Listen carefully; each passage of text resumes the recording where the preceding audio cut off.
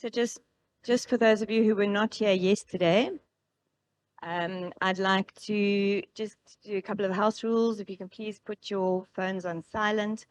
And then if you need the bathrooms, you're going to go out to the left and left again, and you're going to walk straight into the bathrooms. Again, we have got a few changes to the program, but it is an extremely tight schedule. A few things have shifted around. I'll go through that just now. And I'm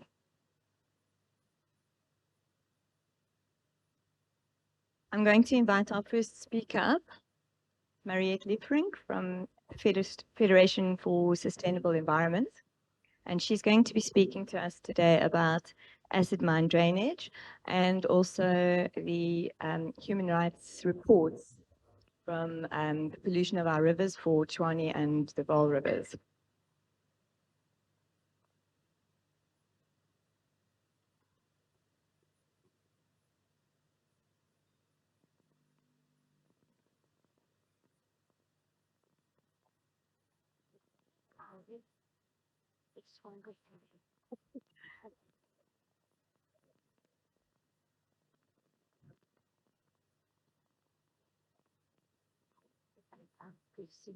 Your computer, this one, not this one.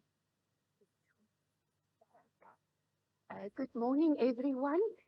First of all protocol observed, and thank you very much for this opportunity to present.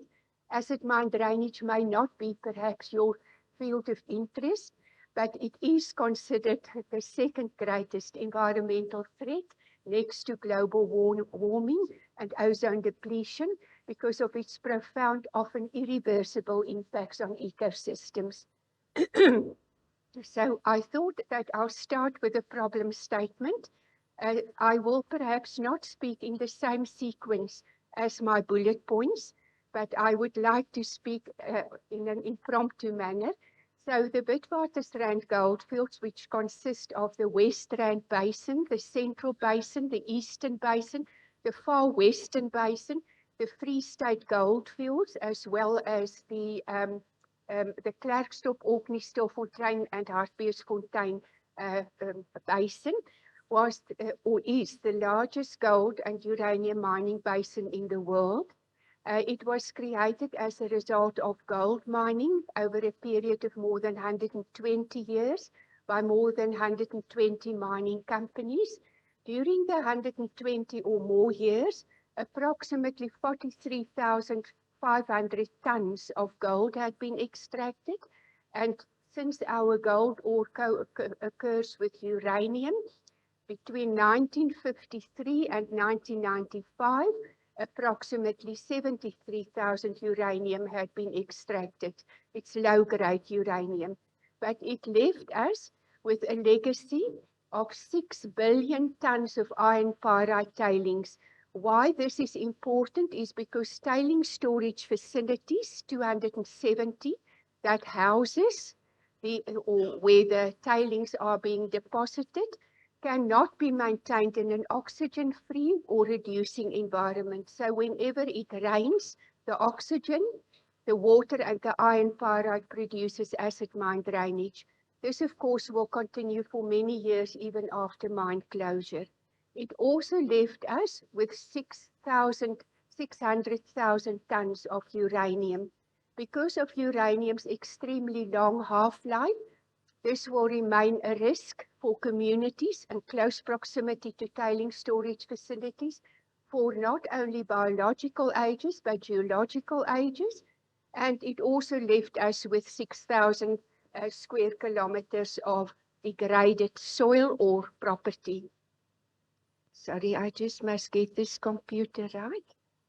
Now, the overview of acid mine drainage. At the time that acid mine drainage daylighted, that was in 2002 within the West Rand Basin, it was estimated by the Department of Water and Sanitation that the potential volume of AMD amounts to an estimated 350 million liters per day. I may just here interpose that acid mine drainage is characteristic of coal mines and also gold mines, and they are classified or characterized as category A mines, that is acid producing.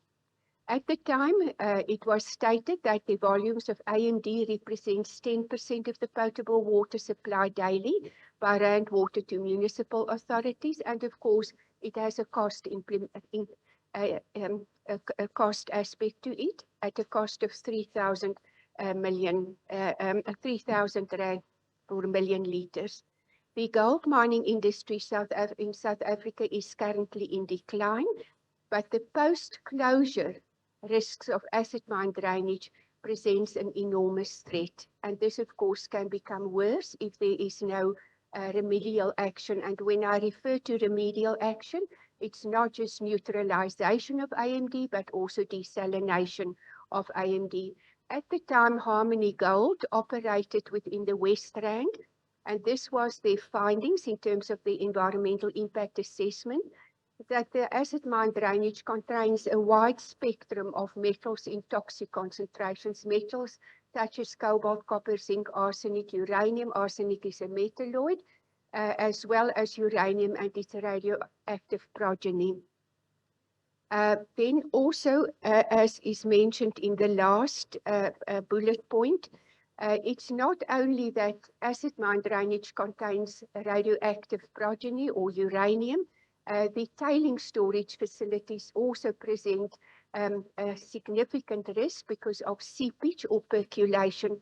Most of the tailing storage facilities had been established on unlined soil, often in wetlands or in the headwaters of rivers. So it then resulted in many of our rivulets and wetlands, which I will show in later slides, becoming contaminated with uranium and other metals, heavy metals. Just incidentally, uranium, of course, is the heaviest of our metals. And while we do need other metals, of course, not in toxic concentrations, uranium is one of the metals that our body does not need. This slide has been taken from the CSIR's research, which shows the impacts of acid mine drainage, and I will perhaps concentrate on the last and the second last bullet points. Chronic exposure to acid mine drainage as drinking water may result in impairment of cognitive functions, skin lesions. It can also result in the neural development of the fetus being affected, which may result in mental retardation. Because the heavy metals are contained in the water, it then seeps or percolates or becomes absorbed in the sediment of the wetlands downstream of the gold mining operations. This slide, and perhaps before I pass on, just to mention, there has been no epidemiological studies conducted in order to determine the causal link between acid mine water and also mining waste within the gold fields. It also includes dust and the impact on human health. The next slide shows the wetlands within the gold field. I'm sorry, am I speaking too loud? Is it comfortable? Okay, thank you. So, scary. So where you can see the dots, this is taken from the Council of Geosciences report. You will see the bigger the dot, the higher the risk. And these are all the wetlands within the Witwatersrand gold fields that show elevated levels of uranium, arsenic, copper, and nickel. Just incidentally, I did not include it in my PowerPoint, but there is a report that was done by Professor Henk Bouwman. He's a toxicologist, and he had a report that was titled "The Heron That Laid the Golden Egg." And the reason why the report was titled "The Heron That Laid the Golden Egg" is because they found that the riverine birds, such as the heron, the egrets, and so forth, that their eggs contain elevated levels of metals, including gold. So that is why the report was titled "The Heron That Laid the Golden Egg." Now, the challenges is that many communities are living in very close proximity to tailing storage facilities. There are also identified 380 radioactive mine residue areas where approximately 400,000 people, according to Professor Dorothy Tang's research, are residing.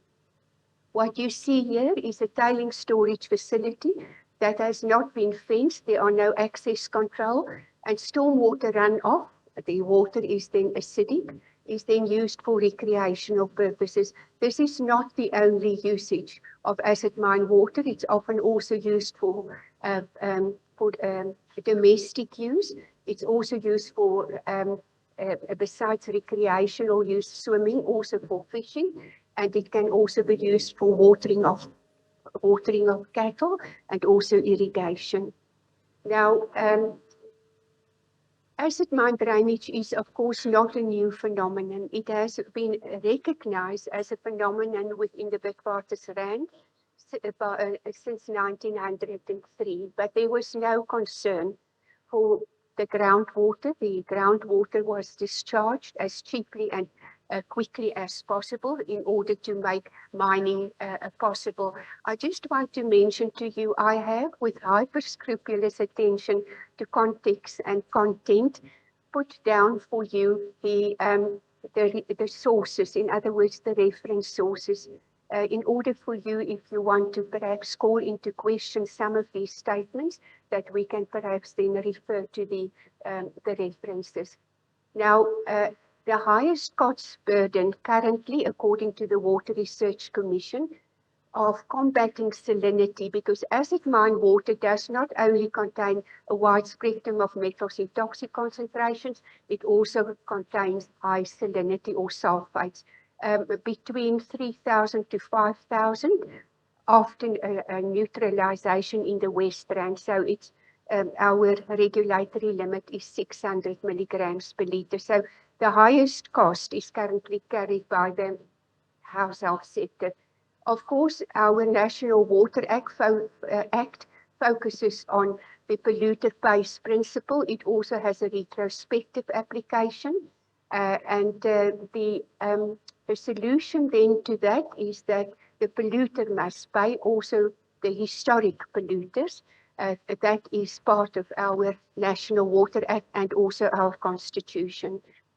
The acid mine water contains the highest salt load, the most concentrated salt stream, as you can see over there. This was taken from Jurgen van Wyck's PowerPoint presentation of the Department of Water and Sanitation. The high salinity also causes significant corrosion to infrastructure and pipes. And the next slide is just to show the acid mine water flowing from the West Rand Basin, the first basin where it dilated or decanted. It flowed then into the Tweeloopie-spruit. The Tweeloopie-spruit then flowed into the Krugersdorp Game Reserve and further down to the Crocodile West into the Cradle of Humankind World Heritage Site. As you can see, the color of the water here shows the high iron content. And when the metals, of course, precipitate, I will show in later slides, you can clearly see that acid mine water contains a wide spectrum of metals. When acid mine water dilated in 2002 in the West Rand as an emergency measure, it was then pumped into the Robinson Lake. The Robinson Lake at that stage was a recreational dam, a very popular recreational spot for the people of Randfontein. And as a result of the discharge of the AMD into the Robinson Lake became a declared radioactive dam with uranium levels 40,000 times above natural uranium levels. I am hesitant to say, but it is still not remedied, and it is still being used when it rains for recreational purposes. This is what happened within the Tweeloopie-spruit, within the Krugersdorp Game Reserve. You can clearly see the signature of acid mine water. There were more photographs that show the metal deposition. This is in the Hippo Dam. You can see the deposition of metals, and that of course also impacted upon the two hippopotami and also the other aquatic biota within the Tweeloopie-Spruit and within the Hippo Dam. This is just to show when the metals precipitate. You can see how at the top is your manganese and all the different metals in layers. And this, of course, can again be mobilized. In other words, the metals can become soluble and can be mobilized under plausible environmental conditions. This was the toxicology study that was conducted by Mogale City, local municipalities. And as you can see, the Tweeloopie-Spruit still to today, that is now from 2002 to 2022, is still a very high acute hazard identified river system. With regards to the aquatic biomonitoring, most of the aquatic life had been destroyed. My daughter works for Sibanye Stillwater. She's a biodiversity and water specialist, and they sample the Tweeloopie-Spruit regularly. The condition has not improved. This is what was found also by Mogale City local municipality, that it also had impacts, of course, on the productivity and the condition of the game. Now, with regards to this, it's a brand new study that was recently published, and there you can see that there is still great risks and also hazards regarding what is happening within the Tweeloopie-Spruit. And perhaps you can just quickly glance through that perhaps the third bullet point, that aside from the fact that AMD contains both surface and underground water, even decades after mining operations ceased, the cost of treating AMD is very high, and treatment is often required when mining operations stop. So I will discuss some of the opportunities that our legislation that had been amended would afford us to address the long-term impacts of acid mine drainage. Now, the short-term treatment of AMD only commenced 10 years after it decanted, with devastating consequences. So in 2012, I was part of the feasibility study for the short and long-term treatment of AMD. It was found that neutralization, that is an adjustment of the pH, would be required, but that desalination would be costly. So because it was considered an emergency situation, there was no environmental impact assessment conducted.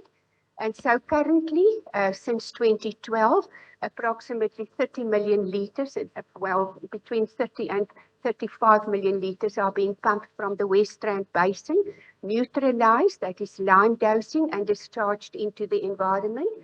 From 2014, it was the Central Basin's AMD treatment plant that was established, where it anticipated to discharge 84 million litres, and in 2016, the Eastern Basin, where it was to discharge 110 million litres per day. Sorry, if I said milliliters, it's million litres per day. I just want to mention, I had a phone call from TCTA yesterday, Mr. Richard Holden. The treatment stopped for some months now in the Eastern Basin because the very expensive pumps, the motors, had scaled up.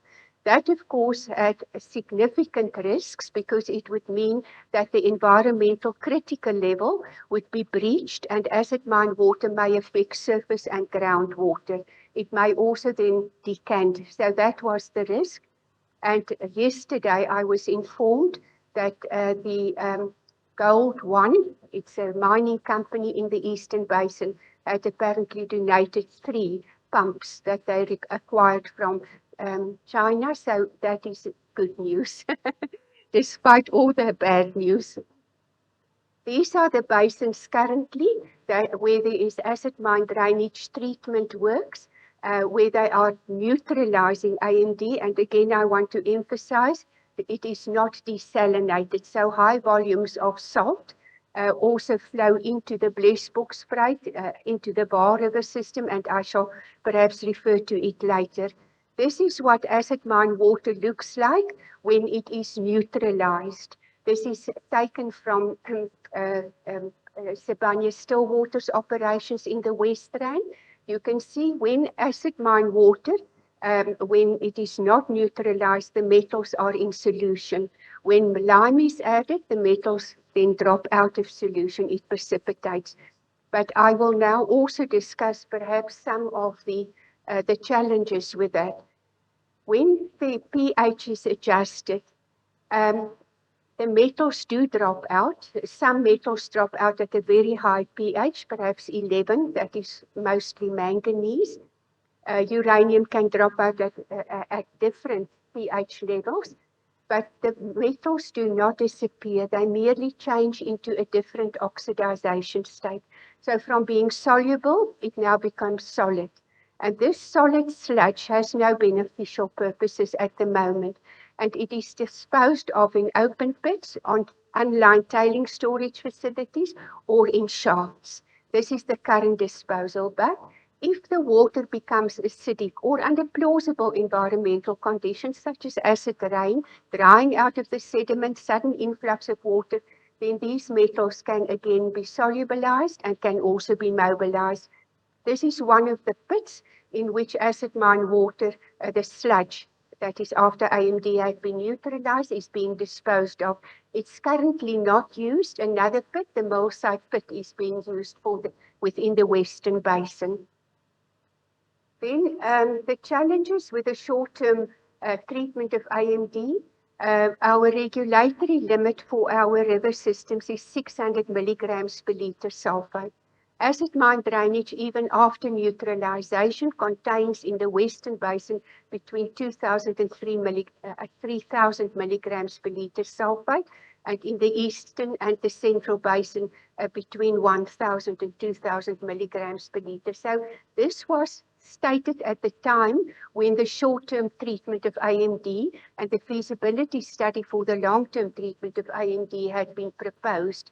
It was stated that the high salinity would cause water stress for the Vaal River system, which supplies water to 19 million people, and that it would be needed to be diluted with water from the Vaal Dam. In a water-scarce country, this, of course, dilution of pollution is no solution. This was also presented at the time by Richard Holden in his discussion document, just to show that the water demand and supply would be compromised in the Vaal River system if there is needed dilution releases. At the time too, the reconciliation strategy for the integrated Vaal River system showed, for example, when acid mine water had to be desalinated, not just neutralized, and where the Lesotho Highlands Phase 2 should become operative. You can see this was 2010 and then about 2020. The recent reconciliation strategy, of which I am a member of the steering committee, shows that this has now changed. Acid mine drainage may now only be desalinated by 2030 to 2040. So there are risks involved, and of course the Lesotho Highlands Phase 2 may only become operational by 2025.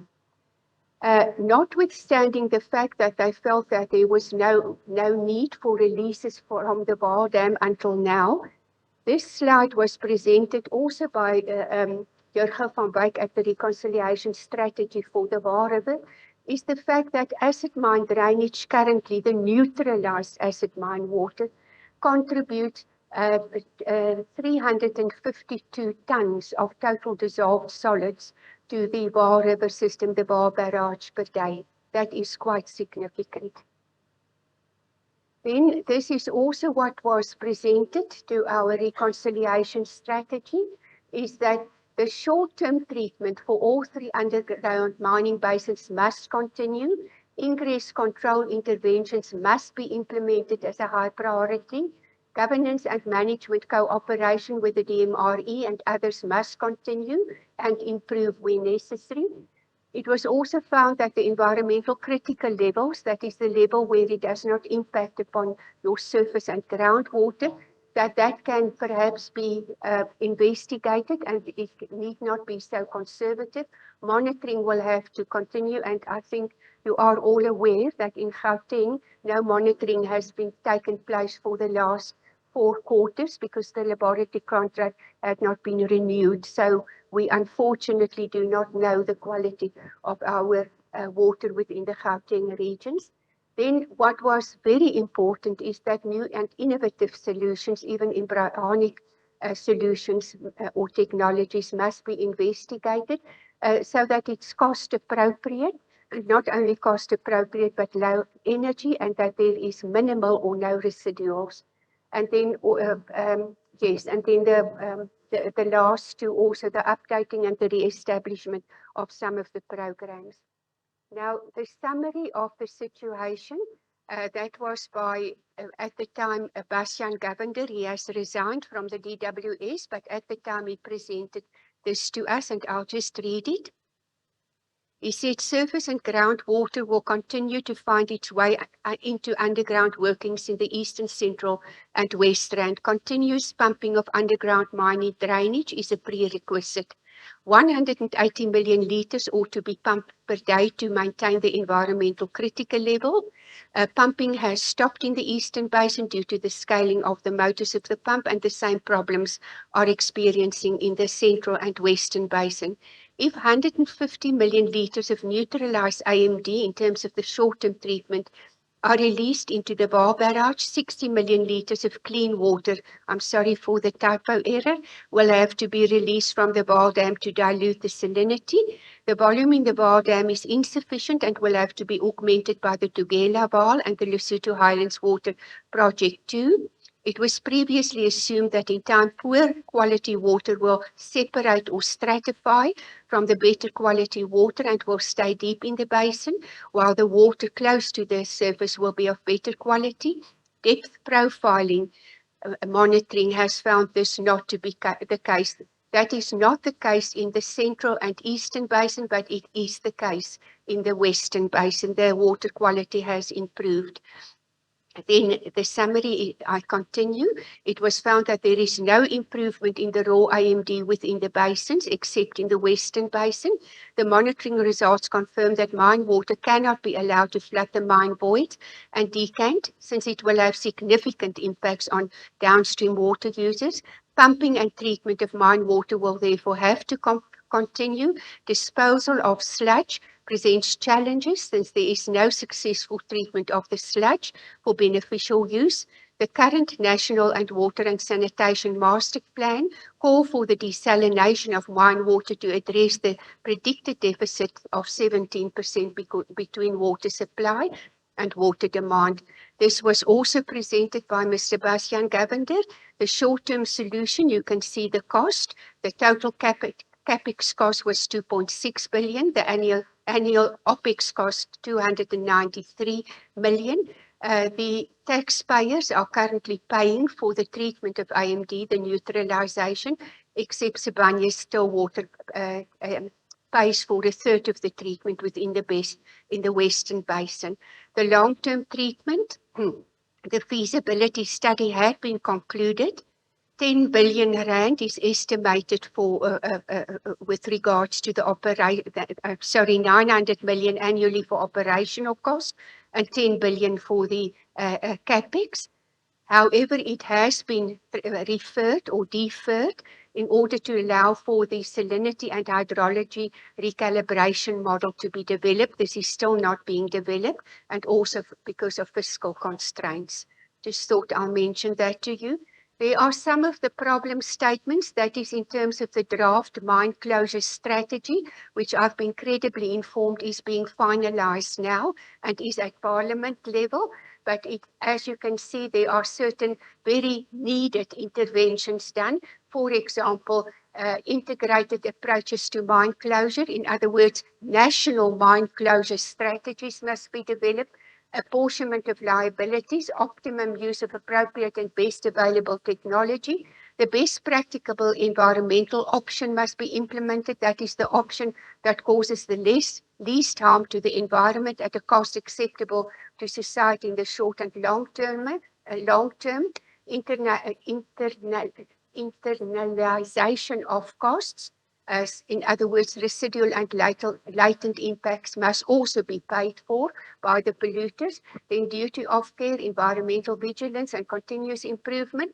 And then I just wanted to mention that there are significant issues with regards to liquidation and insolvency. I hope I will discuss it, but when a mining company becomes insolvent or liquidates, then it ceases to exist as a legal person. So no person can then be held responsible or liable. And when a company applies for liquidation, the liquidators do not have to argue the rehabilitation or demonstrate the rehabilitation funds, whether it's been topped up or whether there has been a closure plan applied for. And that, of course, then results in the state having to pay the environmental costs and also for pollution.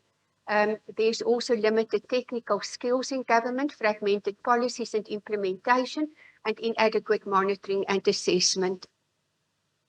It's very populated, my slides, and I've done it if anyone has an interest perhaps to review some of the information. So I will now just discuss very briefly some of the, the legal aspects. I think you all know the NEMA, where there is a duty of care. And what is interesting is that it has a retrospective application. Every person who causes, has caused, which is past tense, retrospective, or may cause the foreseeability, in other words, the risk averse or precautionary approach. Degradation of the environment must take reasonable measures. This can be debated because reasonable measures are not defined in our National Environmental Management Act. Who is responsible? A very wide pool of persons, directors personally and collectively, companies. Some even would refer to shareholders, as well as managers, agents, and employees. Then, with regards to the duty of care, I think I must just mention the second bullet point. There is no defense that to say that the pollution is historic, indirect, or underlying. The responsibility to take reasonable steps remain. That is the retrospective application of the polluter pays principle. Because, as I have discussed, our gold ore occurs with uranium, so acid mine drainage contains uranium and its radioactive progeny. So the National Nuclear Regulators Act of 1999 is applicable. The National Nuclear Regulator is the entity to protect the public property and the environment against nuclear damage. The National Nuclear Regulator interprets its mandate very narrowly and only regulates mining sites which have licenses. So any radioactive mine areas such as the Robinson Lake, which I've referred to, or any other mine residue area outside of a mining property is currently not regulated.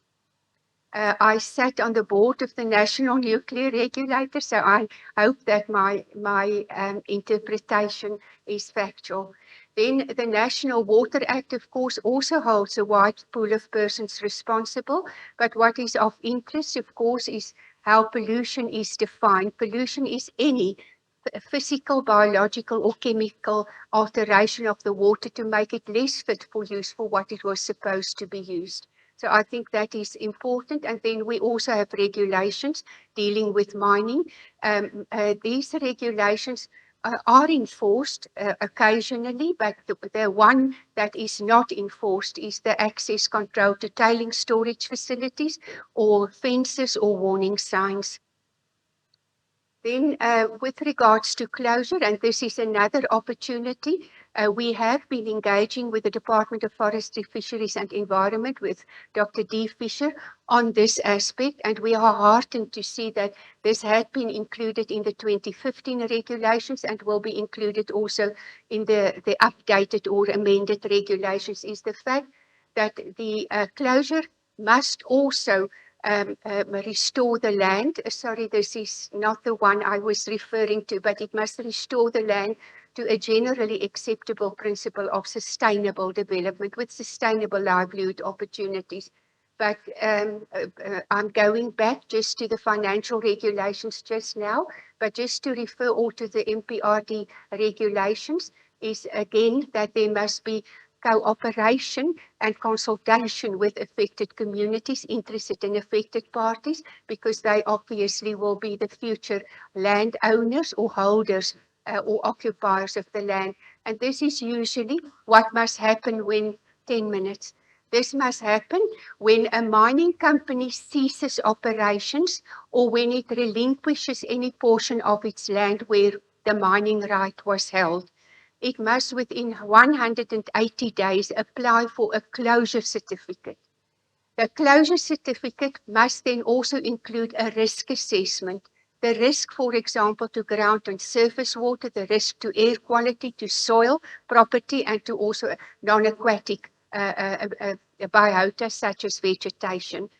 Now, this is our problem statement. In the Witwatersrand Goldfields, not one single closure certificate had been issued. What mining companies often do is they either liquidate or they pass the parcel. In other words, they sell on to smaller mining companies, which in turn then liquidates. Or alternatively, they put their operations in care and maintenance. The reason why the Department of Mineral Resources and Energy is hesitant to issue closure certificates is when a closure certificate is issued, then the liabilities, both current and future liabilities, then transfer back to the state. So this is a significant challenge at the moment. Then this is, sorry, the slide that I wanted to discuss. This is with Dr. D. Fisher for the financial provisions for the treatment of water. Mining companies must now make financial provision, not just for current impacts, but also for future impacts that may become known. That is latent and residual impacts, including the pumping and treatment of extraneous or polluted water. So this is an advancement in our legislation. This is, of course, also the regulations that are being proposed. It's not gazetted yet, where the liquidator and business rescue practitioner is also now included to apply for a closure certificate and to implement a rehabilitation plan. So this is progress. Now, I quickly want to refer to case studies, some positive and some negative. Sibanye-Stillwater is currently through DRD Gold, reprocessing most of its tailing storage facilities. The reprocessing then would remove the tailing storage facility from dolomite, which is porous and allows for percolation of metals into the groundwater. They also are currently rehabilitating their footprints and also the wetlands. And this is their argument. It's taken from their statements that will also reduce the health risks to surrounding communities because of the close proximity of communities to tailing storage facilities. Of course, they are at the moment also looking at closure strategies. They have the Bokomosa Barona project, and there is also currently a project with the Northwest University regarding the development of tourism, ecotourism, heritage tourism, and adventure tourism as a post-closure sustainable land use within the area. Then this is the fact sheet of DRD Gold. DRD Gold is, of course, they only retreat gold tailings. And this is according to DRD Gold, the benefits. The second bullet point, groundwater seepage could reduce by as much as 3.7 million cubic meters per year, a significant reduction in groundwater contamination. Richard Holden yesterday of TCTA did mention that that may be a reason too why there can be perhaps not the high salinity that we are expecting from the neutralized AMD. The sulfide self-loading of underground aquifers could reduce by up to 7,400 tons per year. And then there are some of the other management measures that they are also implementing to address ecological degradation and pollution. Now, these are the positive studies I have not shown to you, but the Goldfield South Deep Mine has a new super dump or regional tailing storage facility. It is referred to as the Doornpoort TSF, a very well managed tailing storage facilities. We conduct regular tours in cooperation with the mining companies in the area, and all of you are most welcome to visit these areas with us. Mintails went into liquidation. It had a very complex corporate structure. Its a parent company, Mintails Limited, an Australian listed company, when its South African subsidiaries went into liquidation, it spun these subsidiaries off. It disinvested from these subsidiaries, and then it delisted from the Australian Stock Exchange and relisted under another name, Ormanix. Therefore, well, completing the maneuver not to be held responsible for the liabilities. Mintails had an environmental liability unfunded of 460 million rand. And this is the Parliamentary Portfolio Committee's summary of Mintails, that the DMRE allowed Mintails to operate between 2012 and 2018, despite the fact that the department had never approved the environmental management plan of the mine and never had issued the company with a mining right. I just want to quickly show you, this is the legacy left by Mintails. Clusters of open pits, 30 to 40 meters deep, where children drown with no access control.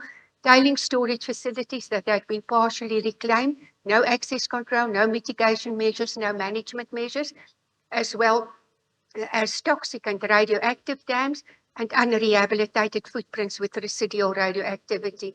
This is North Sands dump where 8 women were raped recently by allegedly illegal miners because it had no access control and because there is no management or mitigation measures which allowed for the proliferation of illegal mining. These are some of the pits of Mintails that have been left unrehabilitated. I won't go into that, but perhaps if anyone has an interest in Mintails, how many minutes? One. So I won't go into that, and I also won't go because I was asked also to present on the South African Human Rights Commission's findings of the Tshwane River and also the rivers of Tshwane and also the Vaal River system. But just to mention that it's classified as a crisis in the Vaal River. There were recommendations by the South African Human Rights Commission. I'm part of the advisory committee that municipal officials that are corrupt or in non-compliance with legislation should be dismissed and prosecuted. That is also part of our national water plan. And then with regards to the rivers of Tshwane, it was found that it must be declared as a result of the dysfunctional wastewater treatment works, declared the water situation a national disaster. So I'm sorry to end at such a very negative note, but I'll give you a very nice smile.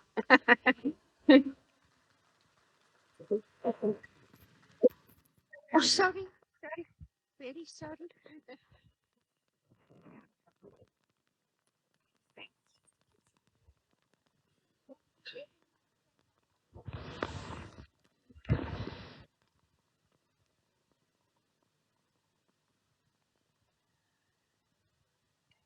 Okay. Thank you so much for that, Mariette. Really quite eye-opening and frightening what's going on out there. So next up, I'm going to bring Sibusiso from the city of Tshwane, and he's going to show you about the infrastructure and stormwater systems in the city.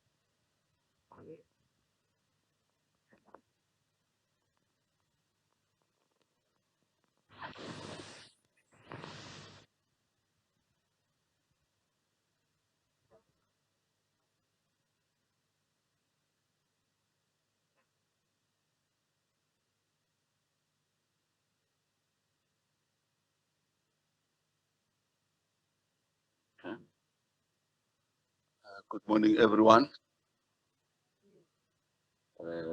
My name is Busiso Mawase, the Director for Water and Sanitation.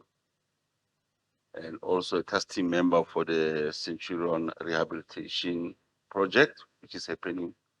If you're standing next to the swimming pool, you'll see yellow plant busy there. Today I'll be talking to you about the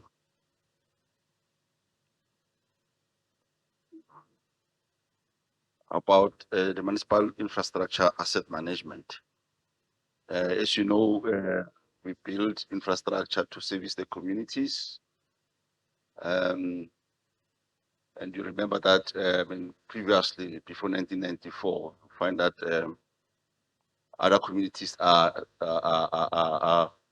like displaced, if I can put it that way. They are far away from the CBD. But now things have changed. Now you see with the housing project or program by the government, people now, because to reduce the travel time, find that those communities used to spend about close to between 40 and 60% of their salaries on transportation. We used to have railway facilities, and some areas have been discontinued. People now rely on bus, taxi, and then now the government is building houses closer to the CBDs, if I may put it that way, where the infrastructure was not upgraded to accommodate this additional development. I can give a good example of Oliver North Bosch, with a low-cost housing project on the western side of Centurion, on the N14 there. Can be some the areas like Mtambega, you'll see them there. So you find that now they give pressure to the infrastructure. So but it's due to poor planning by our government, if I may put it that way. So but now, once the infrastructure is there, we have to maintain it. I can tell you that in Oliver North Bosch, on daily basis, we have to unblock or clear the sewer systems using our jetting machines or manual roading. But it's not because maybe the system cannot accommodate the effluent, but it's because of the abuse of the infrastructure. People are throwing in foreign objects into the system. So that's why I'm saying, like it's my opening remarks, that community education on proper use of the infrastructure, not sewage alone, but also like the stormwater. As you can see, people now, because now they've got backyard dwellings where they rent out the rooms for extra income. You find that now where the waste that they produce cannot be accommodated in that bins that's provided by the municipality. Then that excess waste gets dumped into the stormwater systems, sewage systems, or the river itself. I'm trying not to repeat what was presented yesterday. So we've got, like, can say 3 types of maintenance. We've got preventative maintenance, reactive maintenance, and predictive maintenance, as you can read there. But the municipality finds itself, due to lack of resources and also poor planning by the developers, if I may put it that way, or those who did the housing departments, etc. We find out ourselves that we are now only doing reactive maintenance. So there's no way that we go to the development or that we go and do preventive maintenance where we strip the line because we know it's winter, there'll be fatty stuff, or because it's summer, or there will be like these issues of maybe roots growing into the sewer systems. We can't do that, like where we're supposed to be doing predictive maintenance. We're only reactive. So only once the complaint has been sent to our customer care, we will respond.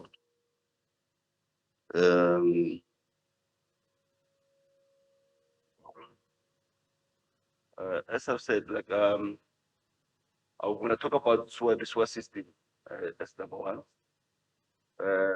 Like I've said now, that we always think that the sewer system cannot accommodate what's been flushed, but it's because of the people who are abusing the system, throwing foreign objects there. So like could avoid most of the blockages if people can use it properly. I mean, even here in Irene, we find foreign objects like teaspoons, let me say cutlery, rags in the sewer system. So all these things give us a problem because of they're not supposed to be there. The only two things that must go there is number two, and the toilet paper. Not even your Daily Sun newspaper is it's not good for the sewer system. Uh, then I'll go to the management of the stormwater system. Like I said, we don't do preventative maintenance, we are reactive. Once the cap inlet is blocked, somebody complains that now it's damming the road, then we only go there and unblock it. But I can say our department, the regional office or operations and coordination, they've got a plan, like pre-summer plan, where they will go and clean all these cap inlets and sometimes even jet the pipes, because sometimes they find that the pipes are blocked with soil and you find that like there's roots even growing in there. They sometimes do that. So unfortunately, we don't even have things that we can apply to prevent the waste from coming into the stormwater. As you can see in the pictures there, this one is a man-made grid where they tried to put some grid, plastic grid there to stop the litter from going in there. And then here, this is what the other countries are using. We can use this, but we do have problems. Number one is to the maintenance to clearing these nets. So you must regularly, maybe after every rain, you must go and clear these things. We don't have resources. So when we plan, we must also when we plan to install these things, we must also have plans to do the maintenance because we'll leave them like this, and then they'll be full and serve no purpose. Another challenge is, everything that's steel, the Nyaupe boys or whoever, they steal these things. We've got the problem of manhole covers being stolen. Our pump stations are vandalized. The street lights, you can see some of them, they're not damaged. They deliberately go and cut these street lights, especially places where there's no residential houses. Or let me say secluded areas, they'll go and cut these poles and sell it for scrap metal. So we are having such a problem that even whatever we want to implement, somebody will come and steal our items or the infrastructure. So waste management. Also, we've got a department that is our environmental department deals with waste management. They provide pins. They collect the waste from households, from industries. They clean the public spaces. You see them on daily basis. They do it with every day, even on weekends, and they do it. So they also attend to illegal dumping. But we are fighting a losing battle because you clean today and tomorrow they dump. Um, in our stormwater canals, they dump. When you talk to the residents, they'll tell you, no, it's job creation. If you don't dump, nobody's going to get work. So they do that. We'll call the same community to be part of the EPWP, and then they'll have employment. So that's like we need to drive to this community awareness and find other ways of job creation that they mustn't force us to do these things. Um, with numbers there, if you can see maybe somebody legally dumping in Tshwane, you can call this number and maybe make sure, maybe if possible, take the registration number. Then we always follow them, the registration number, we find the culprit and we find them. I think the city now finds a person up to 60,000 rand if they are found doing illegal dumping. We're trying to be strict on that, but we mainly rely on public to do to report. Um, Actually, as you can see this picture here, I wanted to start with this picture, only one slide, and then I could just beam this picture and do the entire presentation only on this one slide. So our infrastructure is overloaded, as you can see, and everybody wants a service delivery, whether they're paying or they're not paying. We get such problems with low cost housing, where people result in not paying for the services that they receive. but they'll bend tires, they'll do it and say we want electricity that they're not even paying. They will say this, the place is stinking, it's full of waste, but it's the same people who are dumping on the open spaces that can be utilized for maybe parks or etc. So, like I said, even our budget is not adequate to render such services. But now I can say that all these challenges are man-made, if I may put it that way. So, if we can change our mindsets as residents and stop littering, use the sewage system properly, it will actually reduce our maintenance cost in a way, and we'll have a better environment that we can enjoy. Uh, we are also striving to align our budgets with whatever we've got, like the investor that we've got, because we only maintain what has been built. But now you find that even the maintenance budget is very lower than the total cost or the value of your assets that we have to maintain. As we result into reactive maintenance, we still got asbestos pipes here in our region, which were supposed to be taken away 20 years ago. But there's a program, slowly, bit by bit, we're going to end up replacing them. I think we wanted to be short. Thank you. That's my end of my presentation.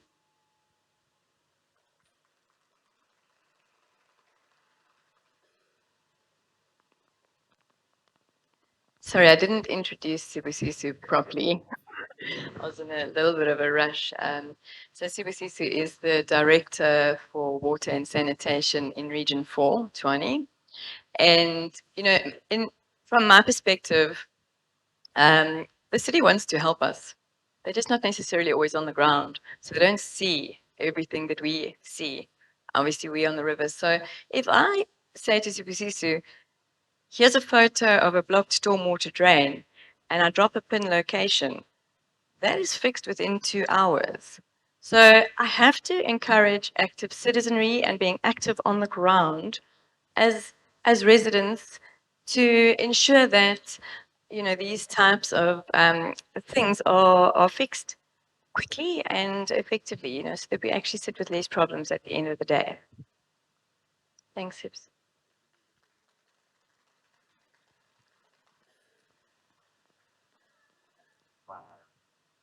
So obviously, as you can tell, we have not gone over into our solutions as yet because our reality is so large that we've had to overflow into day 2. But we are now going to start bringing in our solutions, and our first speaker is Kevin Gesto from a WeTech group of companies, and we're going to be speaking about solutions for our waste.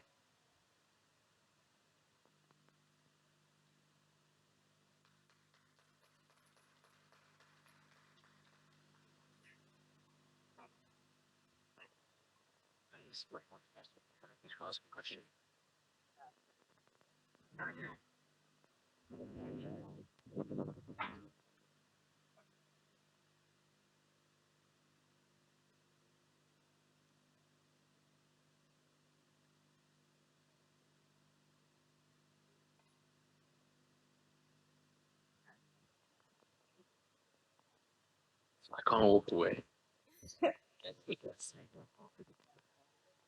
Yeah. How do I and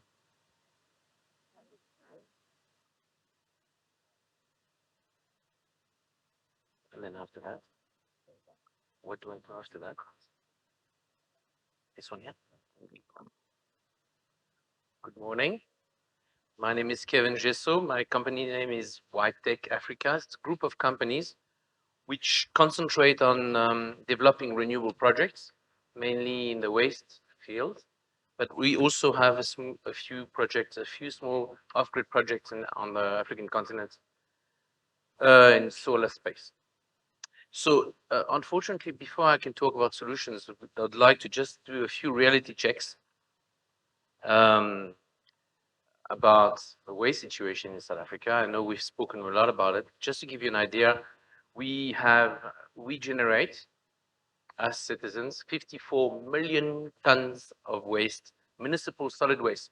So municipal solid waste is what I will concentrate on today, is what you actually throw in your dustbin. Um, that is what we generate in South Africa. Um, and only 10% of that is actually recycled. If you take all waste included, industrial waste, commercial waste, retail waste, tires, bottles, we generate 107 million tons in South Africa. Less than 10% of that is recycled or reused. City of Johannesburg generates 1.5 million. That equates to over 4,000 tons a day, mainly dumped or delivered, or I would say put into landfills in Marie Louise and Robinson Deep, right in the middle of Johannesburg. Um, there is 826 landfills in South Africa, most probably more than double illegal dump sites. In other words, you have at least, and when I talk about a dump site, I don't talk about just somebody dumping just a truckload of waste. We identify illegal dump sites where the dump sites or the illegal landfill generates perhaps 20 tons a day. So we have a lot of those spread out in South Africa, unfortunately, which of course affects our environment. We generate between 0.5 and 1.5 kilos per day of waste. I mean, perhaps I should talk about myself. On the weekend, I managed to fill in 2 dustbins of packaging material or bottles, and I live on my own. So imagine a family. So we really waste a lot of things, a lot of waste. And the impact of this waste is, we are still measuring the impact of just putting waste into a landfill. I'll just come to solutions. These are just the reality checks that you most probably all know. But just to give you an idea, that one of the solutions, of course, is proper waste management, which includes recycling, reuse of waste, and not only collection. So a global figure is nearly $1 trillion worth of uh, industry of waste was worth in 2021 $989 billion, of which 50% was concentrated on collection. No more, we need to collect that waste. So waste is no good if you can't collect it. You can't recycle if you don't have the waste. But it gives you an idea that the recycling space in the world is worth $500 billion. It's huge. Okay. In South Africa in 2021, in 2017, according to the DEA, our waste industry was 25 billion rands, but 90% of that was relating to rates and taxes for collection of waste. It employs 36,000 people legally and 80,000 people, at least, illegal workers, which are concentrating mainly on recycling. But it gives you the gap that, technically speaking, if we were to develop a waste industry in this country, it would be worth double this amount, and it will employ double the people. Already, that's a lot of families fed through the waste industry. But we only see for the moment waste collection. We just want to get rid of the waste.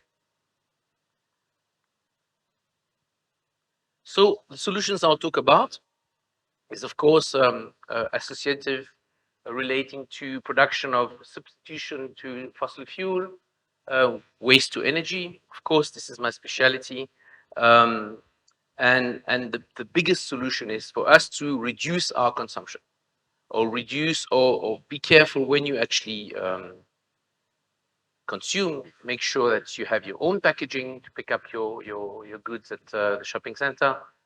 Already there's less and less plastics, but I still see all the big retailers giving you plastic bags when you go and buy your goods at the supermarket.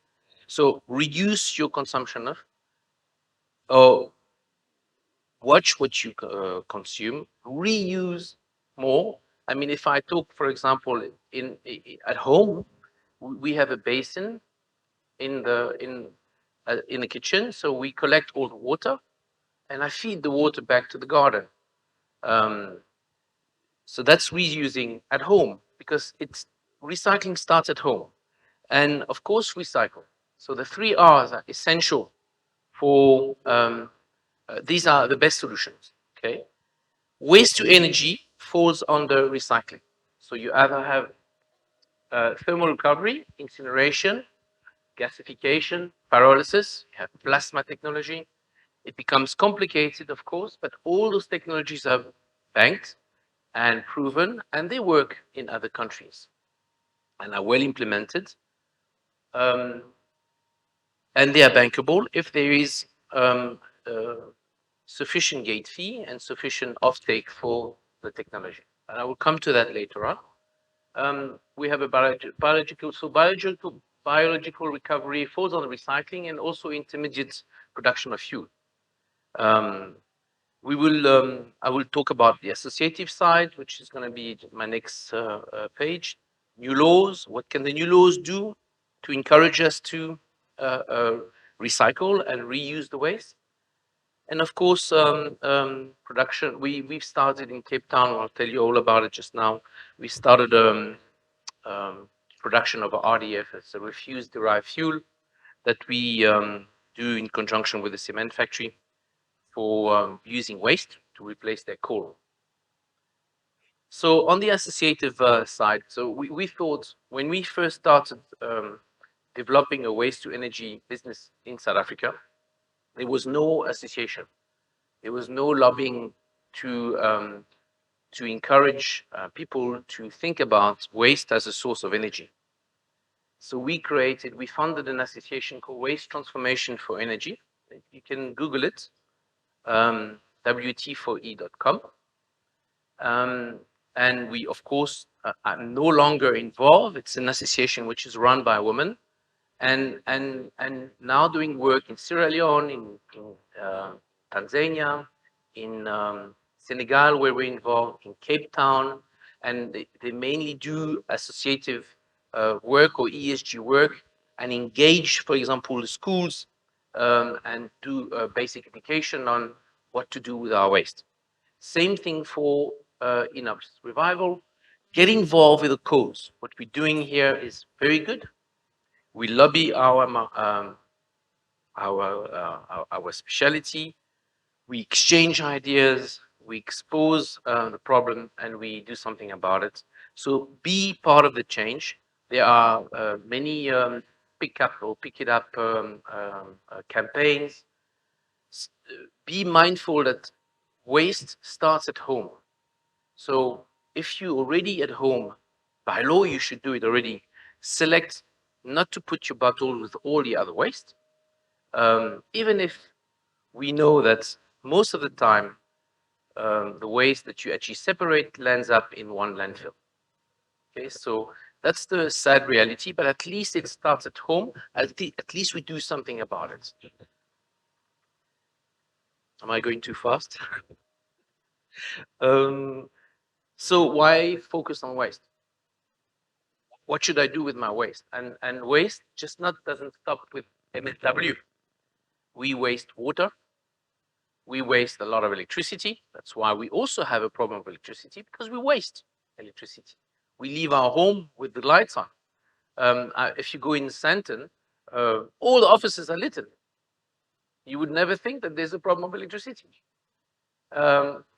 We have a problem with water, but we waste water.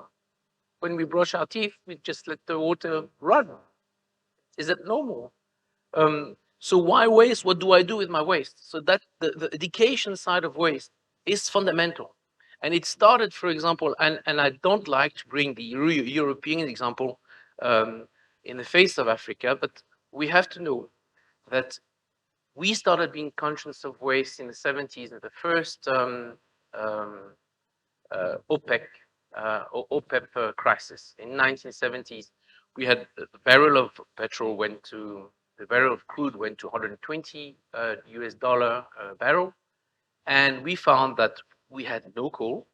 We didn't have any petrol. What we would do to actually substitute these fundamental fossil fuel that we love.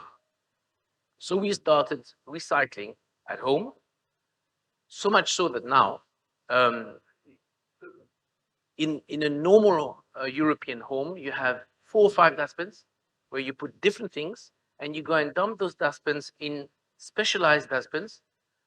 In a village where, for example, my parents live, they have cameras, and if God forbid you dump the wrong thing in the wrong, absolutely, you get a fine.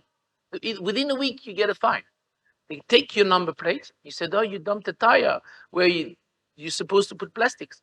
Everything is monitored. Yet people are much more, I would say, have a sense of civility and a concern for the environment. The result is the environment is cleaner in countries which are much more advanced industrially, in other words, which generate much more waste than in South Africa, with much less space. Okay, so the consciousness has to go through education, education, education. This is the strongest weapon we've got. So it starts at home. Recycling system needs to be supported by and adopted. The problem is that I feel that we live in a failed state where state is failing to give basic services. So I, I believe as an entrepreneur that we will have more chance of making a change as citizens, private initiatives rather than government initiatives. And we talked about the three R's: recycle, reuse, reduce. Even if you recycle all the waste and reuse the maximum waste you can, you will always be left with rampant residual waste or unrecyclable waste, which is perfect for waste incineration or waste to energy. Okay, so also what must be said is that the schools need to take the relay from home. So from home, you tell your kids not to dump or not to throw everything in the same dustbin. School must take this relay, and they will be good teachers. The kids will come to you and says, "Why are you doing this? Why are you throwing this? Why aren't we reusing this? You shouldn't be throwing this bottle in this dustbin." So we must trust in our youth to make, they are the change, and we owe them the change. That's my main solution. So new laws and incentives, and I'll give you a few examples. I don't have all of them here, which are working in other African countries. So we spend most of our rates and taxes collecting waste, but not recycling waste. So we should have an incentive to recycle the waste coming from municipality, coming from government. Um, um, and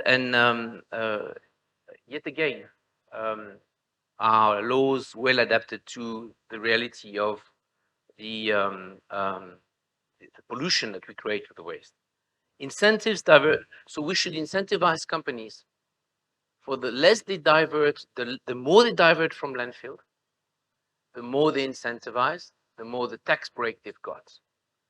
There is a plan to have a landfill tax in this country, but because the municipalities are so bankrupt, they cannot pay a landfill tax, although they all have a landfill, whether legal or illegal, or registered or non-registered. None of the landfills we visited in South Africa, and we've been visiting landfills on a monthly basis because we do a lot of work as consultants, none of them are to World Bank standards. None. We have not seen one. Okay. And eventually, what we saw yesterday, where we say, I think the term was airspace. Eventually, you have a mountain. You have more than airspace. You create a mountain, and whatever structure you've put under, from actually pressing down this waste all the time through years of dumping, it breaks, and it seeps into your water table.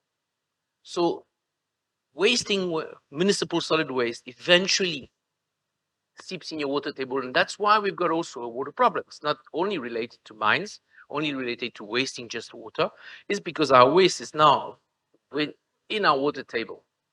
Even more concerning, until recently, we co-dispose municipal waste with toxic waste.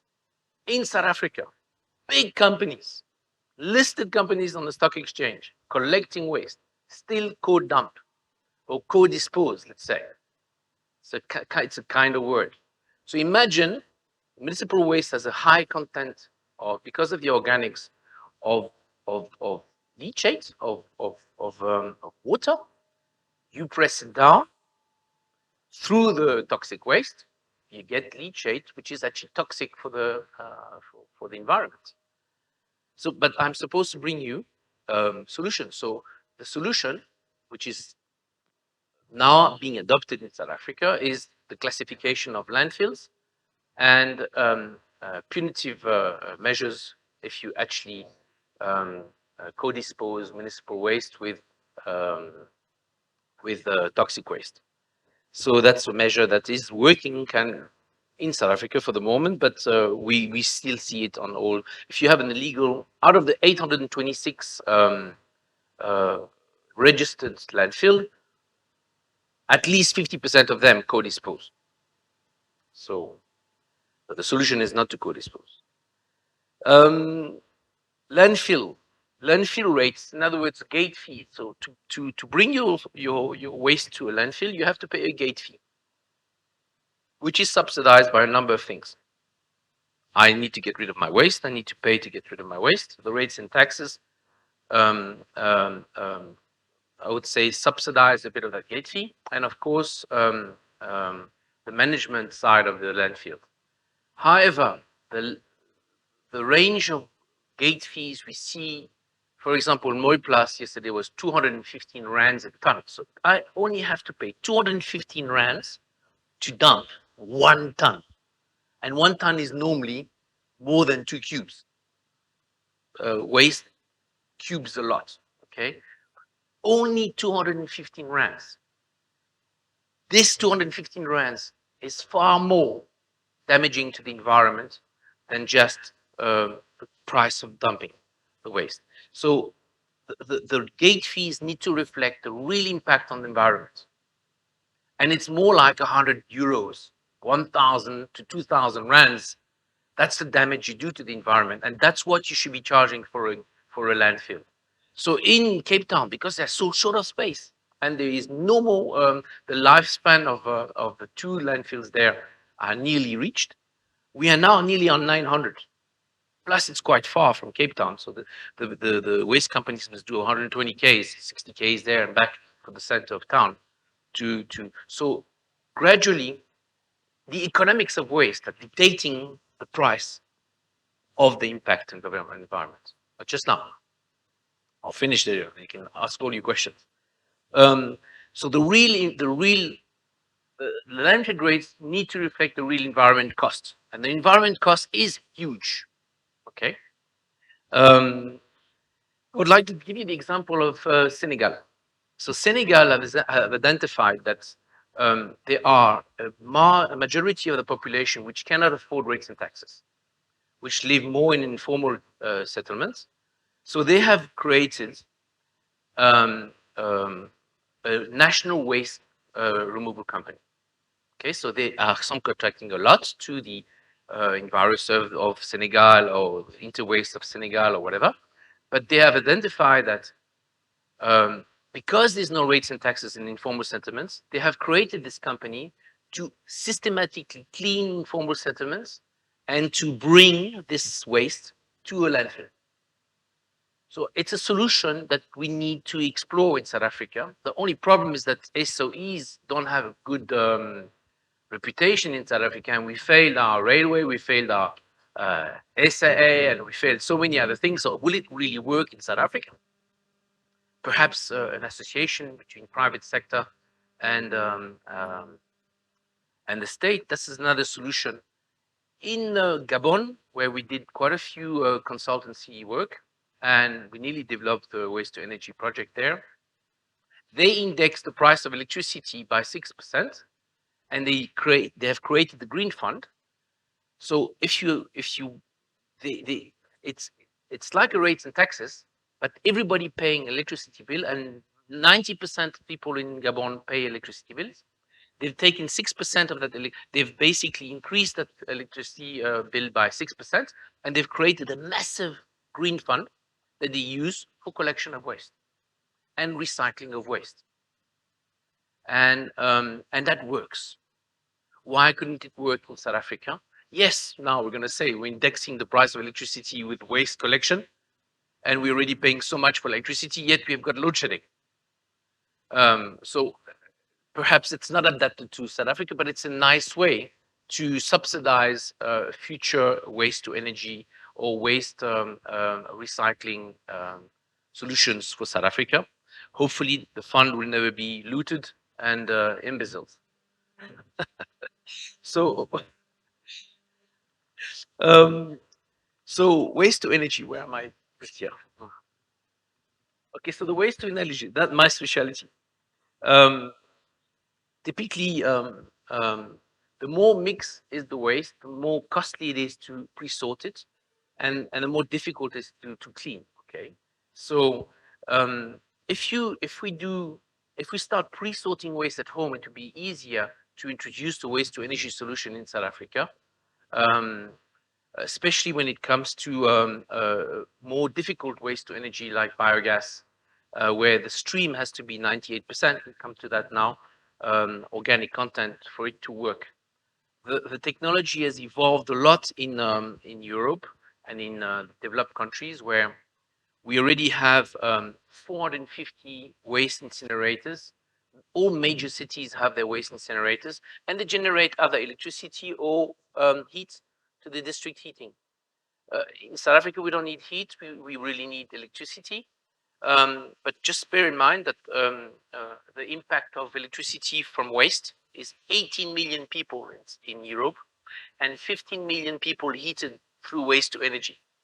It's enormous. It's half the population of South Africa. And in doing so, there is now a policy for zero waste to landfills. We no longer have no more classification landfill. We only have Class A landfills, which is concentrated in toxic products, industrial products, which cannot be incinerated or go through a thermal process. So the technology has done leaps and bounds in progress. For 170 tons, you can redeem more or less 3.5 or 3 megawatt worth of electricity. So there's a lot of towns in South Africa which generate already 170 tons a day. And so the technology has done so much progress that you need very little pre-sorting through the grades.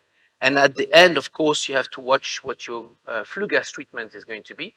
Flue gas treatment is also evaluated and evolved and has done huge progress. No longer, I would say, fumes out of the stack. It's all captured in a dry form through injection of various chemical products. So I strongly encourage, of course, people to consider waste to energy as a solution for South Africa because it demands less pre-sorting, and it's always energy versus landfills. What would you prefer? More waste into landfills, or shall we get a bit more electricity? Since we all understand we've got a serious electricity problem in South Africa. So, of course, it's not the only technology. We have methane. We have a biogas. A few projects were done in South Africa, not too successful, but it's mainly due to the fact that there is less pre-sorting, and the MRFs, the municipal MRFs, I would say where you pre-sort your waste and select your waste are not very functional for the moment. In Ekurhuleni, even the landfills are not functioning properly. It is normal. The weight bridges are not working. There is bribery and corruption, so I come and dump my waste without paying the gate fee, etc., etc. That relates to what is happening really with the few projects which are working in South Africa with biogas. Your waste streams needs to be 98% biodegradable to be absolutely efficient. They are more costly than just a normal grade waste incineration. But we need to tell you, we all say we all fight the CO2, but we need CO2 in industrial use. Afrox brings by truck loads of CO2 to Cape Town from Johannesburg. Well, it could be produced in Cape Town through biogasification.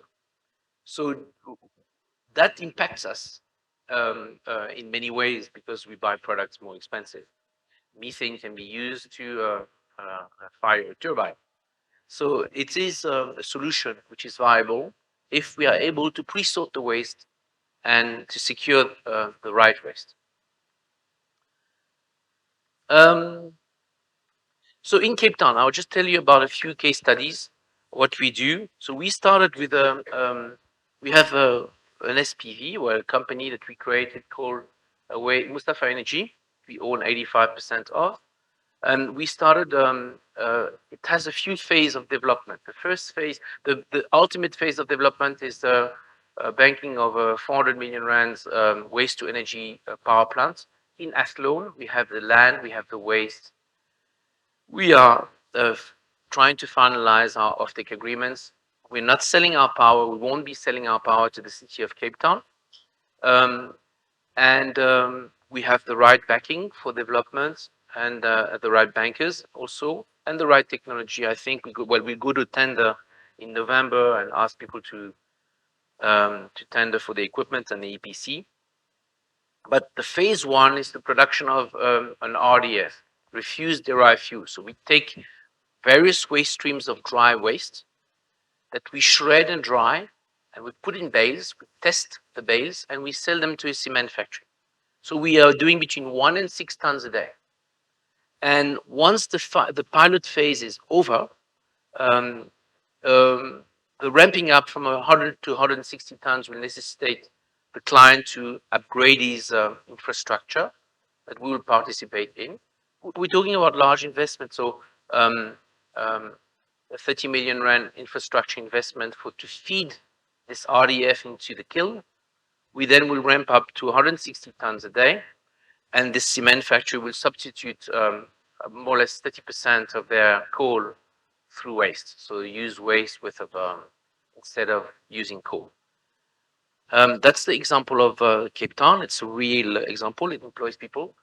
In Senegal, we're about to bank a project of 60 million euros to produce 10 megawatt to the local national power utility. And we are in final stage of development. But just to give you an idea, to finish a bit on this waste to energy solution, to bank a project in the waste to energy field, you need a proper gate fee. You need reliable off-taker. So you need to be able to sell your power. It's good to produce power, but can your power utility actually, is it bankable to buy your power without any interruption? You need a solid ESG plan, obviously, because whatever you do industrially, especially related to the work, will influence and impact the local population. So it's a pity we're running out of time, but it's an interesting ESG. You need project development funding, because developing an energy project in a waste space is not for the faint-hearted. The project development here is 2 million euros. That excludes the due diligence process, which is another 800,000 euros worth of due diligence process from the banks and your investor. You need reliable investors to do such projects. And the solution is, as far as South Africa is concerned, there is a Municipal Financial Management Act, and Section 33 and 120 consist in only contracting companies for 3 years, as you know. You cannot bank a waste to energy project in 3 years. So until those laws are a bit adapted to the reality, to bank a project of this nature, waste to energy, it's costly. And like a normal investment, you need 4 or 5 years to pay your car off. You can't pay a waste to energy 400 million rand project in 3 years. You need 10 years. So unfortunately, the project we have in Cape Town will not be selling to the municipality, to be selling to private off-takers, which are solid private. That's basically my solutions. And thank you very much for listening.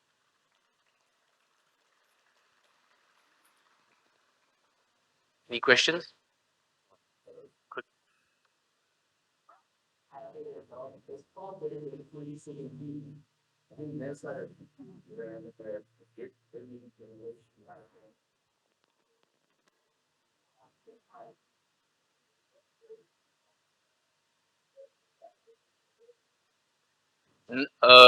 The only one I'm aware of it is the bio to what one, where the power is sold to actually BMW in Brazil.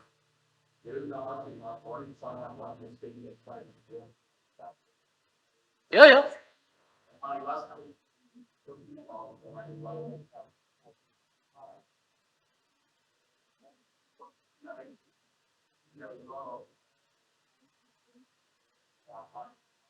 So no, there's no more smoke emissions because everything is captured in a dry form. So picture the smoke captured in a dry form, like a powder form, which is called. So you have a bottom ash and you have a fly ash. It's a fly ash, which is toxic. It's about 2% of what you feed in. So if you feed in 100 tons, you'll have 2% of that you have to either you can recycle it to get the heavy metals out. That's what we do in Europe. Um, um, we have already an offtake agreement for this fly ash in Cape Town. A cement factory wants it because it has a good binding compound. You know, it binds their bricks and their cement better because of the heavy metals involved in this. So everything is captured. If you want just to very quickly, just above the grate, you have an injection of ammonia or urea, which already neutralize all the NOx and SOx. And at the end of the cycle, you have activated carbon and lime, which is injected into the flue gas so that it dries the smoke. You only have vapor at the end, okay? I must just tell you that studies have been done that an uncontrolled fire on a landfill of 1 square meter does more pollution than a waste to energy project, which incinerates 400 tons a day. 400 tons a day. So you make more damage with that small fire. Count the amount of landfills which are on fire in South Africa. Do you know that ESCOM doesn't have any flue gas treatment for any of their power plants? None. Madupi and Kasuli has one. Doesn't work at the moment. So let's talk apples and apples. Let's not be too concerned if we have so much of a problem on the other side. The issue is either landfill or energy. That's what we propose. That's the solution we propose. Any other question?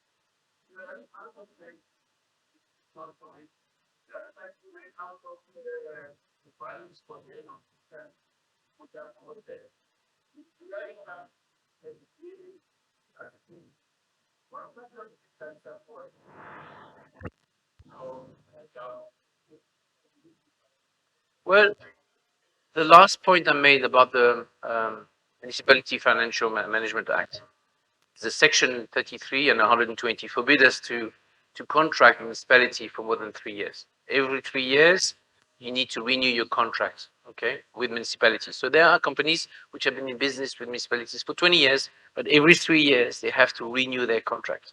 So, but a banker which lends you 300 million rands will not take the risk of giving you 300 million rands if if you have to renew your contract every 3 years.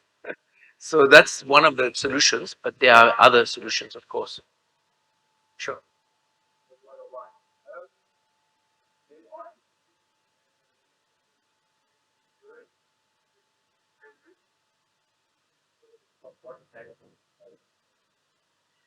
That bankability of your off-taker is important. Okay, so perhaps the city of Cape Town will be a bit more bankable than the city of Durban.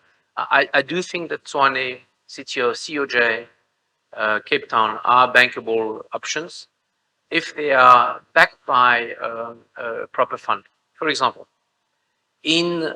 sorry about that, I know you've got short of time. There is a tender coming out which is going to be organized by a totally independent organism for the city of Johannesburg to basically incinerate between 1,600 tons, 2,000 tons a day, which currently go to Robinson Deep.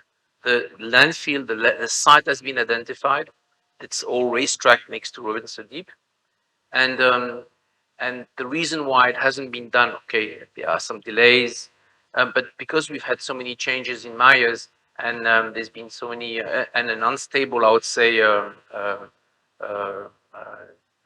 city council, the independent body has held back this this tender, I guess. We formed a consortium. We've already got a very strong consortium to respond to this tender. But to come back to the bankability, the reason why I'm saying that is that in Johannesburg, as far as the city of Johannesburg is concerned, there is a fund called GIFA, Gauteng Infrastructure Fund, which has got de facto 400 billion rands, 4 billion rands in bank, okay? And that is a good way to approach waste to energy because they say, well, if it goes wrong, the fund will pay. The solution you'll have to bring to the city of Johannesburg is a bankable solution with your own banking, with your own investors on a triple P. And that will work, absolutely work over 20 years. And that's the law that they will apply to this tender. However, because you've got GIFA to bank the project as a guarantee, everybody will tender. And that's bankable. What happened in Nkurleni, for example, there was 11 PPAs issued without any proper due diligence process done or feasibility process done within the waste to energy space. They are worthless because they're actually not bankable. The city of Nkurleni is bankrupt. So you have a lot of people approaching this as well. We need some solutions. We need equipment. For Nkurleni, we have a PPA. But the PPA, what was the real process of PPA? The PPA was issued in very strange ways to very strange people, which have never done this business before. So, obviously, a banker shies away from this solution, even if you have the best technology to offer. And there are some companies making billions of dollars and euros over waste incineration, proper proven technology. They will come and install a proper plant in South Africa. That's what we ambition to do. But you need a bankable solution. And you're absolutely right to look it up. So it's a process, and I believe that eventually South Africa will go in a big way to the waste to energy projects. Yeah. Thank you.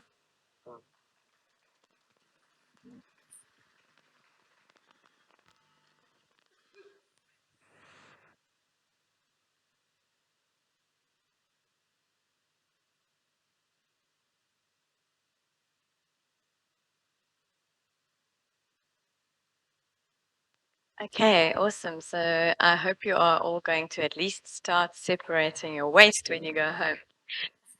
I know I do it and I am a pain in the butt about it, but I know a lot of people just don't bother with it. And that's the unfortunate thing. This is part of the crisis is the apathy and the unwillingness to participate in what we want to see going forward. So with that, we have got a short break. It's a little bit too short because our next two speakers are going to be streamed in. So that we need to be on time for that. So if I can ask you to just quickly come back, even if you bring your things back into the hall with you, then we can continue with those calls.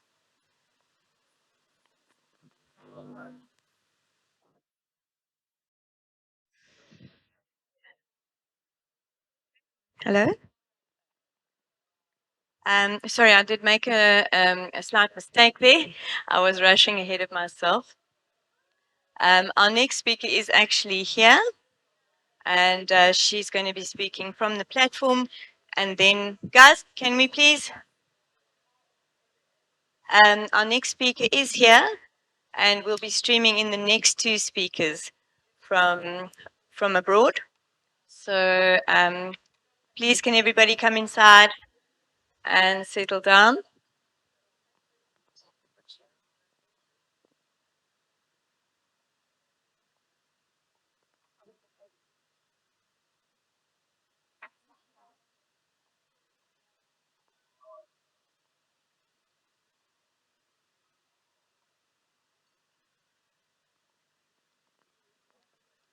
So just to give you a little background on how I met Keddy, we both entered into a competition at the end of last year, and we were the winners. So I met her on our trip to Europe, and in the meantime, we have actually formed really beautiful partnership, and she's taken quite a lot of our plastic waste from our river cleanups and turned it into her magical product, which I will let her tell you all about.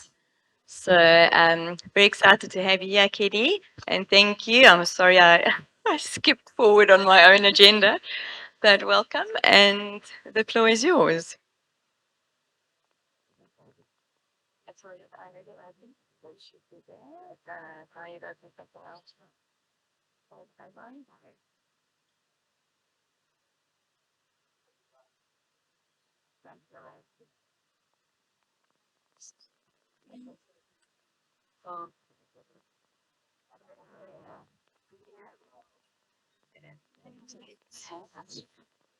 If you're happy to hold it, yeah, I find holding it on the peg the best because if you touch the thing, it makes all those noises. Yes, this one. So if I put it here, should be fine, yeah. Think if I touch it all, best. Is it fine? Yeah. Sorry, how do I move between the two? Do I stand here? Oh, okay, stand here. Good morning. I hope everybody can see me despite my height challenges. I often wear heels to compensate, but because we've got a site visit, I couldn't. My name is Kiriboni. I'm from a company called Ramzilo, and we are part of today's discussion and the solutions. We've been given a lot of information in terms of the problems that we face, and it was a lot of information this morning and yesterday because the problem is that big. And I think 2 days are not even enough to make us understand how important what we're doing here is and how important it is for us to start making those small changes. But today I'll be talking about my company and our solution and how we're doing our bit in fighting plastic pollution. And I'd like to introduce you to the company, which is called Ramzilo. The Eco Brick is the solution of the product that we manufacture. Sorry about that. So the company is owned by myself and my sister. Oh, sorry, it's not showing. Sorry about that. Okay, there. So the company is owned by myself and my sister Kikeleto. I run the side of strategic and leading of the business in terms of where the company is going. Kike does the day-to-day operations to make sure that the product is what it is, and we have such a great solution to the market. I have a finance background and an auditing background, and she has an engineering background. So we become a power force in terms of what we do and how we run our business. So I think yesterday and a bit of this morning has highlighted the problem, which is that the way locally and also globally we consume plastic is very linear in that we make, use, and discard, which is not sustainable for the environment and long term for us either. And like I said, I won't highlight a lot of what was discussed because I think we all have an understanding of the problem we're facing. However, where we need to move now is in the circular economy, where we really do find ways to utilize plastic, both in a way that we recycle, but also upcycling. And there's a lot of introductions from my prior speaker as well to show that there are solutions out there to ensure that we're more circular in the use of our plastics. And this is where Ramtilo finds itself in the circular economy, where we've extracted value out of waste and ensured that more plastic goes into the economy rather than flowing out into the environment. So when we look at plastic consumption, we're well aware of plastic in the global space, and I brought this because I wanted to highlight globally that the problem is not just a local issue, but globally, plastic consumption is quite high. And the industries that utilize plastic, I know we tend to think retail is the biggest culprit, or food, retail and food industry, but one of the biggest culprits of plastic utilization is construction. And this is second to the packaging industry, which is why then we came up with the need for a cross-industrial solution that brings in plastic or plastic waste and construction. And just out of interest sake, if you can look at global consumption of plastic, it keeps increasing, and COVID-19 just exacerbated that situation where we're utilizing even more plastic. And with all the infrastructure across the globe, all the infrastructure budgets that are being introduced in recovering the economy, infrastructure is one of the biggest drives in recovering an economy, and that results in even more construction taking place. And guess what that means? Even more plastic waste, which comes up. So there really has to be solutions, and which is why we're proud of where we find ourselves as a cross-industrial solution, which brings in the plastic industry, integrating that with the construction industry. And I apologize ahead of time. We rushed coming here, so I forgot to bring a sample of the bricks. But next time you come to a collection drive, which will be on the 17th of September, I'll make sure that we've got the plastic bricks there. So please come, many of you guys. We're having a big event at Hennops to clean up plastic waste. Coming back to our solution, the plastic brick will bringing building material into the construction industry made from recycled plastic is just on high level. We ensure that zero waste goes to landfill. We ensure that we support cleanup drives and cleanup campaigns, which include the one that I've just highlighted, and there's others that we really do find ourselves playing in that space. Proud to be part of the circular economy and bringing alternative building technology to the industry of construction. So just technicalities, which is something typically when we do such presentations, Keke would come and speak about as the engineer, but just key things that people tend to worry about when it comes to integrating construction with plastic, just to highlight on a high level, is that we're able to recycle all types of plastic. So I know yesterday we had a very detailed discussion on types of plastic, and we're proud to be a solution that most importantly recycles previously unrecycled plastic. So the plastic pallets, the chips, the brick wraps, all of that plastic that we discussed yesterday, we're proud to be a solution that's able to recycle those plastics into building material. And when you guys do get a chance to see the bricks, if you break it in half, you will not see plastic inside. So we ensure that even post the life of a building, there is no plastic that leaches into the environment. So it's important that you don't create a short-term solution. So in our manufacturing process, we ensure that all plastic is fully processed so that no plastic goes into the environment at the end of life. And in true circularity, all plastic that's collected on site, including manufacturing waste in our production process, is re-recycled back into bricks. So we have zero waste, even from a manufacturing perspective. So it's just to highlight, we do have different types of plastic, and especially type 7, and these are the huge problematic plastics, and you even see them during the plastic collections. You see them when you're at the beach. Those plastics that run out typically are the ones that are not recycled. So we are still trying to prototype and research other products that are currently not recycled, that are huge problems. However, that's part of R&D, but we really are trying to find sustainable solutions to show that there can be value out of plastic, and to help do our part, ensuring that less plastic goes into those storm waters, into our river systems. So there is quite a lot of work that's going into making sure that type 7, which is the most problematic plastic, is collected. So our mission really is, we understand the impact of climate change, and both from a plastic industry, but also from a construction industry.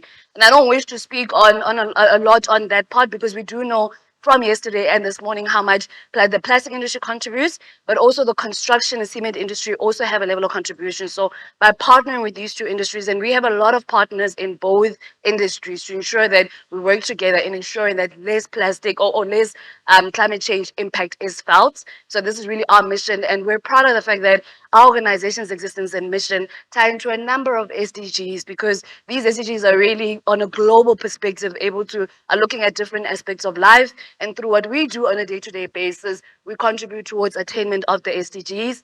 And part of our priorities or mission is to address the high unemployment rate we face, plastic pollution, which is a big problem, but also lack of proper housing, which I'll highlight in the attributes of the product in terms of that element. So really, we're guided by three important principles, which is elimination of waste as much as possible where we can, being innovative in our solutions. We're constantly doing R&D at our business. We're proud to be able to bring in new solutions as we go along and as we grow the business. And most importantly is circularity, ensuring that even if a house is demolished by someone else in 50 years' time, there's no plastic there. They can actually just regrind the bricks or whatever building material, in this case bricks, and use that in the future production of bricks or any other concrete products. So in terms of our current product offering, we offer stock and maxi brick sizes. And part of the things that make us proud about our product is that we're able to go from 7 MPa, which is the industry norm, all the way to 20 MPa. And that just speaks to the strength of the brick. And it allows you to build from foundation upwards and multi-story units as you go up your MPa. And normally, bricks go up to 14 MPa. Okay, so when I say bricks, I mean cement bricks, which is what we're competing with. So it looks like that, exactly like a cement brick. It goes up to 14 MPa. We're able to go up to 20 MPa. And engineers will specify what MPa you require, depending on the structure that you're building. So in terms of water absorption, our bricks are quite low in water absorption as well, and weight as well. They're slightly lighter than the normal brick, and the benefit of that is one for transportation efficiency. So there you can transport more without consuming too much power, energy on the road. There's also efficiency when you're load bearing, when you're building your house. So it's quicker to construct, but also the load bearing benefits on the structure itself. So some of the other benefits, I think I've highlighted some. Low water absorption is important because what that means is it's not taking in as much water, so you're not seeing cracks on your wall for a longer period of time. So that's requiring also less building maintenance, so having long-term cost-saving benefits in that regard. Because of the plastic elements as well, they're energy efficient, so they're able to trap heat during those cold days and give off cooling during the very warm days. And these are things that we've had tested over years. We've had to do a whole lot of testing in order for me to stand here and be able to say these things. It's because it has been tested by experts to give us these results. And it has the same look and feel as the normal brick, which was also quite important for us because we wanted a plug and play solution. So we wanted somebody who is renovating their house in a rural area and a property developer in Gauteng to be able to incur the same cost when utilizing the product. So not to buy any additional material or have to learn how to use the product. So it is as plug and play as possible, which has helped us in market acceptance of the product as well.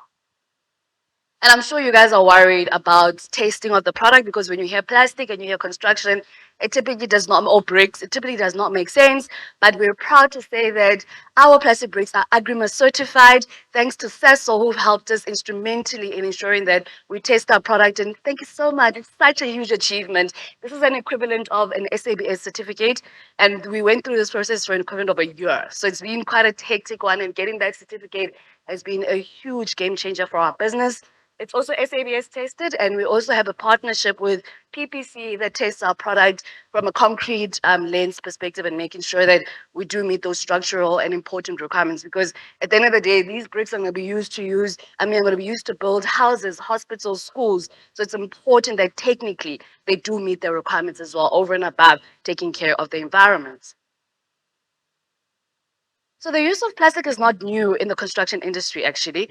We've got concrete products that use polymer, and we've recently had a plastic road that was built using a certain amount of road that was built using plastic. So it's not anything new. However, it's in how we've been able to integrate the solution into day-to-day construction. So it has market receptiveness has been great in that regard, that plastic, especially from a technical perspective, is known to be able to bring in benefits for concrete as well, or construction. So one of the most important stakeholders that we have are our waste collectors. It cannot be undermined, the role that waste collectors play. And it is very heartbreaking to see how these people are treated by even us. And if you actually get to understand the role that they play in the circular economy, you would respect them a lot more than you do the CEO of a multinational. Because more than 40% of the waste that is recycled in South Africa is collected from waste collectors. There's a huge role that they play. It's an undignified role. It is a hazardous role that they play. But every single day to put food on the table, these men and women, often elderly, risk their lives in collecting plastic. So I urge and I ask that we keep respecting these individuals. And when we do talk about separating at source, this is where they can help us, because the current municipal infrastructure, you will separate at source and everything will be collected and thrown into the truck and go to the landfill.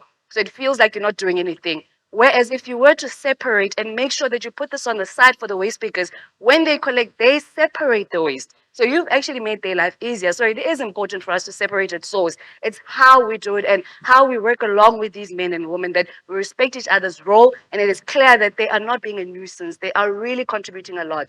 So we work very well with these men and women. We try to help where we can, donate as much as we can with the limited resources that we have, but we also help in training them and empowering them.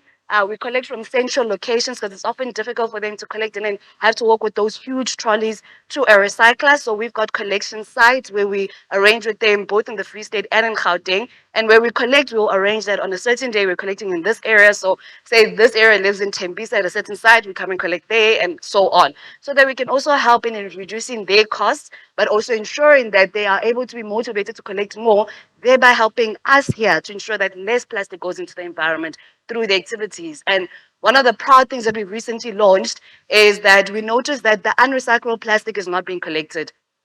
And this is simply because it does not have value. So the water bottles are PET plastics. I think we went through this yesterday, so I won't go into too much detail. They say that's type 1. Type 2 is your HD, it's your detergent bottles. They're high value. They're regarded as high value plastics. Then you've got type 3, you've got PVC, you've got all of that. But there's like the sweets that we're having, these endaments. That plastic packaging is not collected. Your bread, your carry bags from shops, those are not being collected, and there's quite a lot of them, even chip packets, and chip packets are a huge one as well. But now we notice that this plastic is being neglected because it's lightweight, it doesn't have value because the market doesn't recycle it.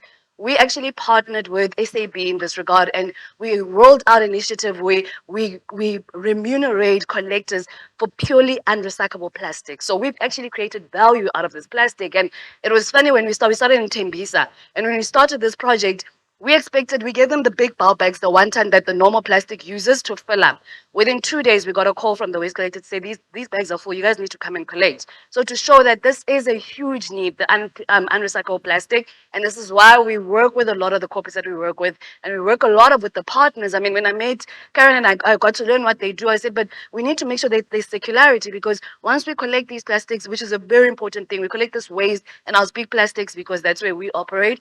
Once we collect plastic out of the river or the river streams, where is it going? It's going to landfill, which is going to be a problem because most of it is contaminated, so it cannot be recycled. But our process allows you to be able to recycle that plastic, even if it's slightly contaminated and it's different types, different colors. So then now we truly ensured that even the river cleanups are circular in nature now, because there is a place where this plastic goes. And I'll be proud to make that announcement also, or that announcement, I'll call it an announcement, because I'm really proud of the collections that we've done already in the short space. So we do consider ourselves a social enterprise in as much as we are all about profit and making money, but there is a role that we need to play in empowering young people and women. So our policies are really geared towards the employment of young people on site. And in our collection drives, we've got quotas where we collect from women collectors and youth collectors, so that we make sure that they are not, it's an inclusive drive, so that they are also able to contribute towards this wonderful thing that we're doing. And I mean, out of interest sake, when you go to landfill, the actual landfill, and I think the speaker from yesterday, if he's here today, will tell you that the landfill is another economy of its own. People are selling, people are going through all that waste that's done by the municipal and entities to sell off. And women are often marginalized to a point where they're even chased out of landfill because they say this is not a place for women. So these collection quotas for us, because a lot of the women collectors end up collecting from our households because they cannot go to landfill. So that's why we then introduce quotas for women, so that they're included they're part of the circular economy, because they still face marginalization even within their industry, which is waste collection. And again, through our social enterprise, we're able to contribute towards the SDGs as well. And we use this because we consider ourselves a global enterprise. So we do look at the NDP and the goals for the country, but we're also looking at globally because we are growing a global entity. So we want to make sure that we touch on a lot of the global imperatives as we grow our business and as we run our day-to-day operations as well. And from an environmental perspective, we really are playing our part, not only from the recycling perspective, but even during our manufacturing process, we ensure we don't burn any plastic, no plastic is burned. So we really do take care of the environment, both from a collection perspective, but most importantly also what we do on site, how we process our plastic. We've gone through a lot of development and a lot of work in terms of how we actually go through collecting the plastic, getting on site, processing it, taking it out to the different distribution channels that we have. So we really are proud of us being a social enterprise, and again, linking back to some of the SDGs through what we do as a business and as individuals who are on site. So one of the things that really was not sitting well with us as a company is we're based in Gauteng, so we're very much inland. But there's a lot of coastal waste. There's a lot of plastic that is in the water that we traditionally were not able to access. And this is one of the key things when we talk to especially our international partners is that how are we contributing towards marine plastic pollution? And one of the biggest proud moments was partnering with Hennops River Cleanup, because now we're able to touch on marine waste, because what we didn't want is to have a cleanup drive in Durban and then have to drive 6 hours, which means there is that congestion on the road, there is that CO2 that's being emitted to get this plastic here for now, while we are still in our operations where we are. But now through this partnership, we're able to access this plastic that ends up in the river, but this river also flows somewhere into a certain ocean. So through such partnerships, we really are able to start touching on marine plastic, which is part of our long-term strategic objective to start accessing coastal and marine plastic pollution. And we've only had all of 2 river cleanups. In 1 month, we've been able to collect over 30 tons of plastic waste. I think that deserves a round of applause because this is day-to-day individuals. And all this plastic was because of the introduction that we had with Hennops, and it led to other synergies and other partners that we're able to recycle with. And I'm even excited to see what the future holds as we grow our partnerships, we bring in more stakeholders to see where this can go. Because just in 2 collection drives, which is basically, I think it makes it sound like a lot when I say it was 2 weeks, we're able to collect this two drives, 2 days. We're able to collect this much waste. So I can only imagine what will happen as we grow and as we do more of these and have more individuals such as yourself being part of such drives to ensure that we take away plastic. And I mean, the second drive we did was in a residential, there was a residential area here. And you even just, I wonder if all those people who live there would come and see what plastic waste is just on the other side of their fence, how much plastic we could actually take out of that stream. And I hope as we grow, we'll see more people. And I'm happy to see more people coming in and having these conversations as well. So we've got a lot of drives, a lot of partnerships that we do. So these are just some of the pictures that I included. We've done a collection drive with SASO at schools where kids would come with their unrecyclable plastic, stash them in 2-liter containers, and then we took that plastic off site. We have a sewer pipe, those pipes that go underground, the huge pipes. We work with them to recycle their waste. We've brought in the telecommunications industry, which is a huge one for us. So those pipes that you see when they do an installation, there's a lot of residual pipe. We're able to use that in the manufacturing process, industrial waste as well. And then our waste collectors, we really do stick to that element of social enterprise by working with our waste collectors. Now, the big element, market access, which is very important. We wanted to make sure that there's sustainability in this project, because you don't want to have doing such great work, but now when it's time to keep sustainability of the business, there's that question mark. So we've been able through rigorous testing, making sure that the product meets those technical requirements, being able to access the market. So we've built low-cost housing, which are known as RDPs. We've had contractors buy our products in making I actually think now it's gone down in size. It's a 40 square meter house. The RDPs have been used in the manufacturing of our bricks. We've done multi-story units. We've built factories with our bricks. And when I say built, I mean we've supplied. We didn't do the actual construction. we also had a company here on top, which is it's a proud one for us as well. It's a company based in the location is in Sasolburg, which is where we're originally from home. And here it's a mine that existed donkey years ago before we were even born or were even a concept as my sister and I. And this mine, years ago, I think in 1914 and somewhere along there, it collapsed and 400 miners, if I'm not mistaken, passed away. So this is the commemoration site. And we were actually contacted by the department to say, we would like to utilize your product in building or refurbishing the site. And it's a site that previously, from a technical perspective, it was clay bricks that we used. And our bricks actually replaced clay bricks, which are really superior in the market. So it's a huge achievement for us. This happened 2-3 years ago, but it's still standing. Water's not infiltrating this because it's outside, as you can see. So when it rains, it has all harsh weather conditions. So which is why they wanted us to be stationed here. And another big moment is when we got our bricks into Builders Warehouse. So we currently distribute through Builders Warehouse, Builded stores, and we're building our network as we grow. So this is also a huge one for us. Be on the lookout, especially here in Gauteng, for our bricks in Builders Warehouse stores. We received quite a number of accolades. We've been able to be introduced to the president. We've been featured in a lot of newspapers, radios, and other media elements because of the work that we're doing as young Black women in an industry where typically you will not see women, you will not see youth, and you will not see Black people dominating the space. And we're truly proud to also show the next generation that you dream it, you do the work, and it's very much possible. Thank you.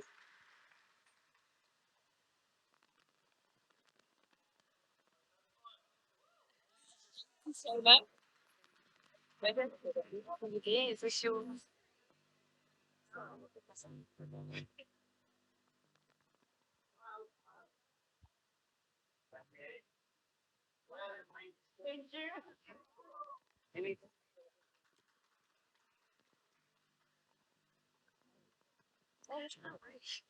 Thank you. Okay, that's some awesome work going on there. Well done, and thank you. And guys, let me just bring it back to home. If we don't separate our waste, the waste collectors are going to have to go and wash it somewhere. They do not have taps. So it automatically ends up being our rivers. So if you can do that, you're definitely going to play a part in the health of our rivers, simply because they won't need to go and wash that plastic because it will have already been washed and separated by yourself.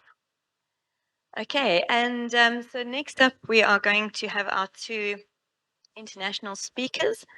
It's first we're going to be speaking, or Helen is going to be speaking to us, and she's going to speak about climate change and business resilience.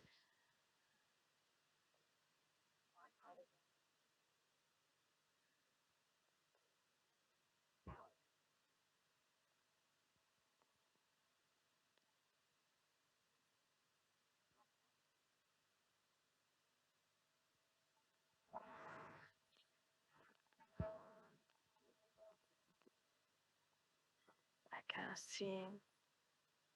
Hello, Helen. Can you hear me?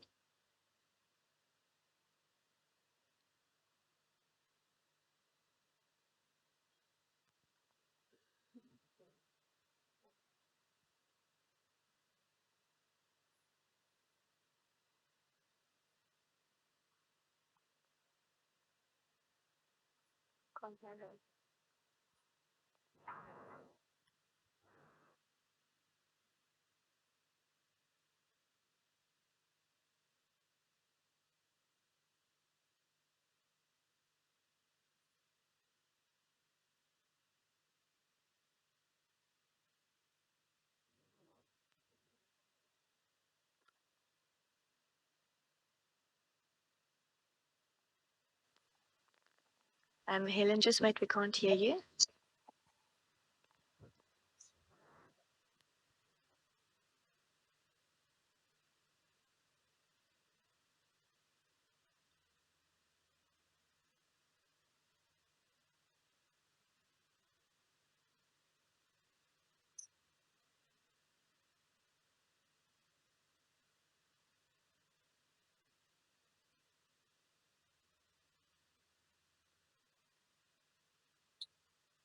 I also can't share my content right now.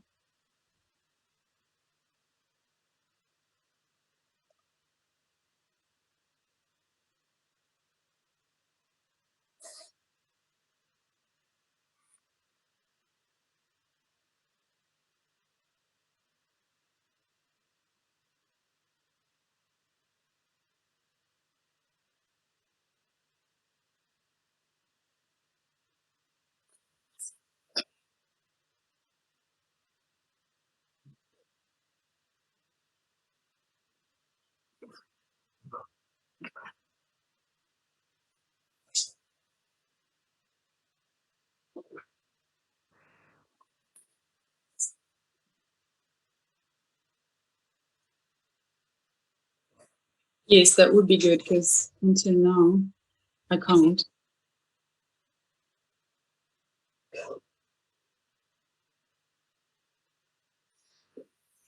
Perfect.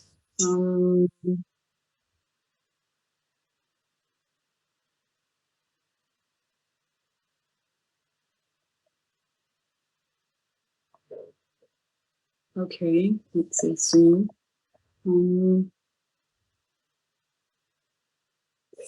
Oh, that's just not, just let me show it here.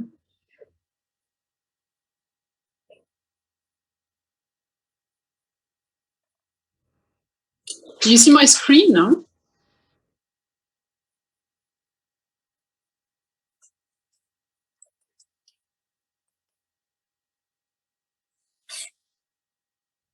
Oh, I'm sorry. I see my screen now. Okay.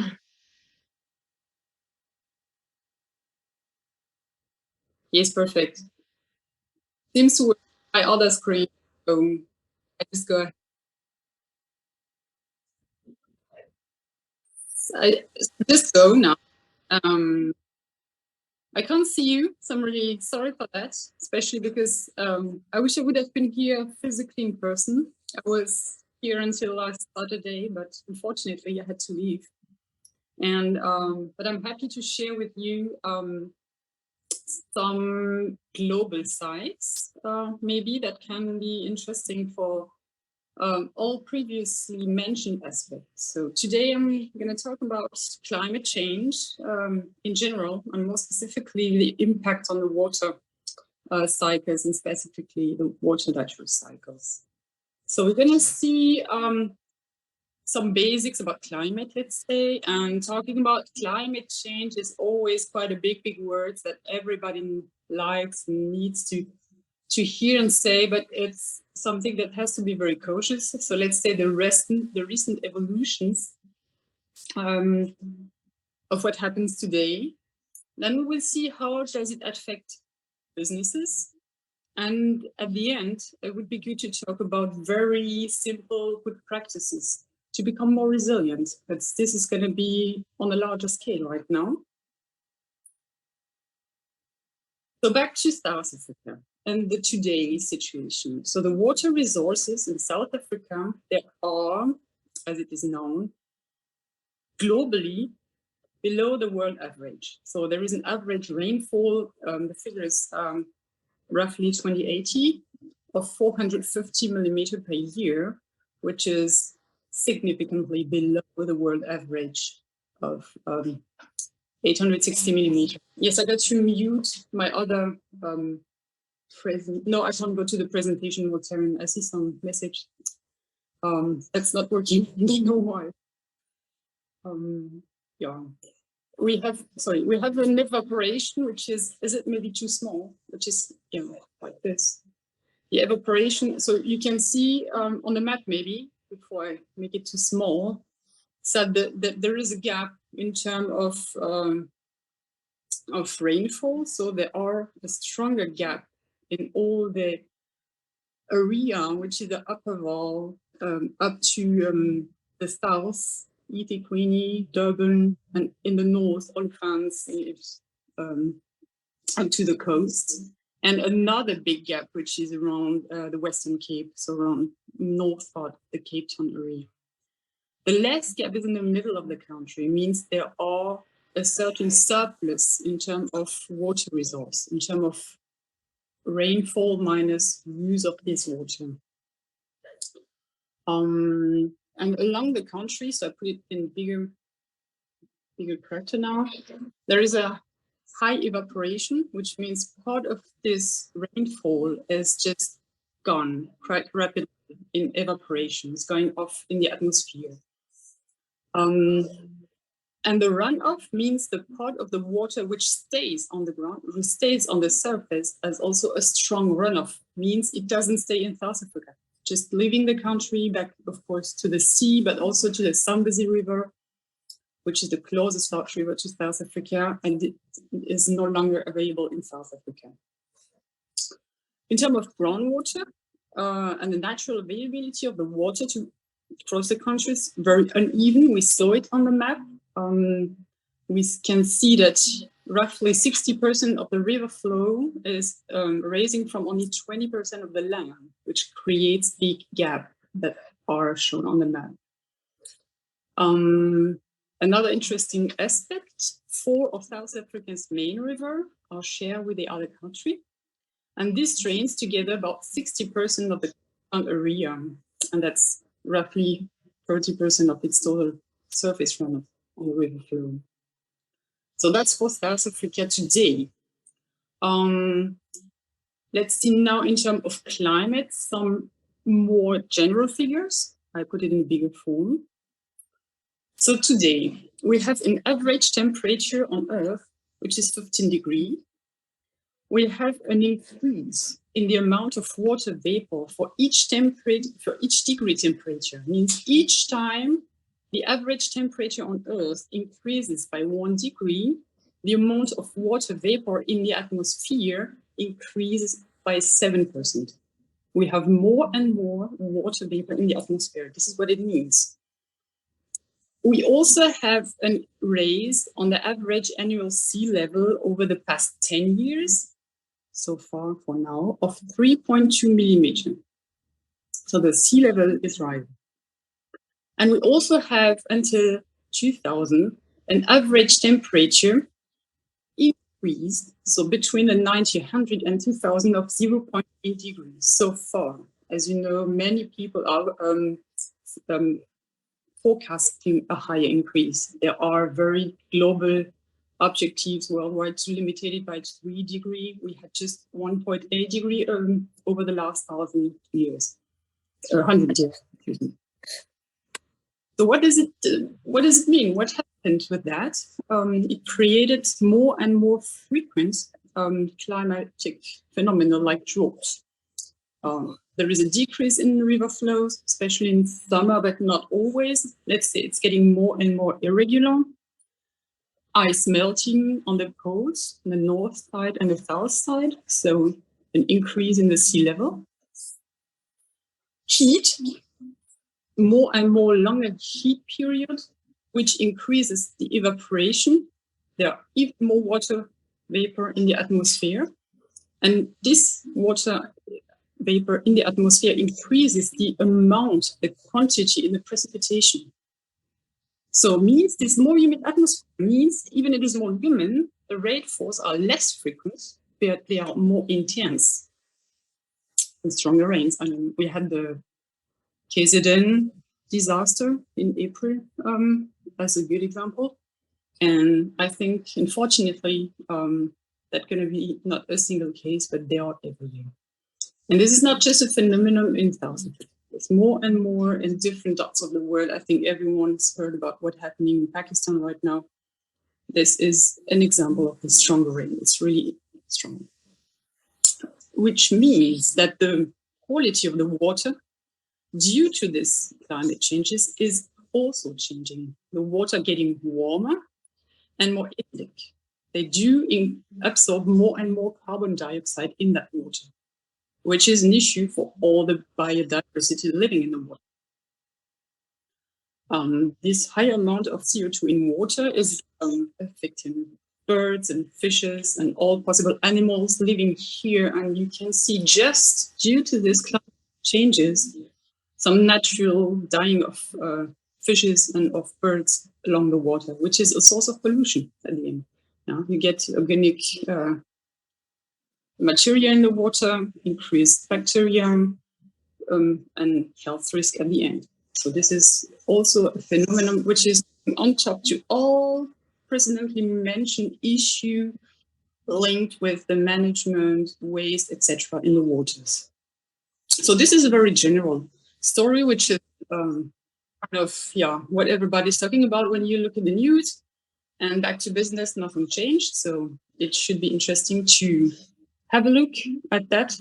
I just make a little bit of switch back to that map. So you remember the biggest gap in terms of water includes the area with Johannesburg, right? This is here part of the areas when you have the less available water given by natural rainfalls. Here back at this area, you can see that, can you see that? We can see that on the, not on the graphics, but when you go on the fourth point, specifically the area in the Gauteng province and Johannesburg is more than 34% of the economic output in South Africa. This area is also mainly supplied with the water from the Vai system. So it is a very specific area. You have the less water available and the higher economic output. So it is actually the most critical area in the country. Really. And this is also this country area with the highest population, and so the highest waste and the highest issue, as you know, in the Hennops. So you can go back to the top. You see most urban and industrial development took place in this location, of course. So this has impact on everything. Irrigation were established during that time. I don't know why I can't do that. So, like this. And the highest stress in terms of water and water balance. In terms of consumption in the industrial use, the biggest area is so far the agriculture. Maybe I can put it here now, with roughly 62%, so above 60% of the water use in South Africa. This is followed by the municipal area, roughly 2%.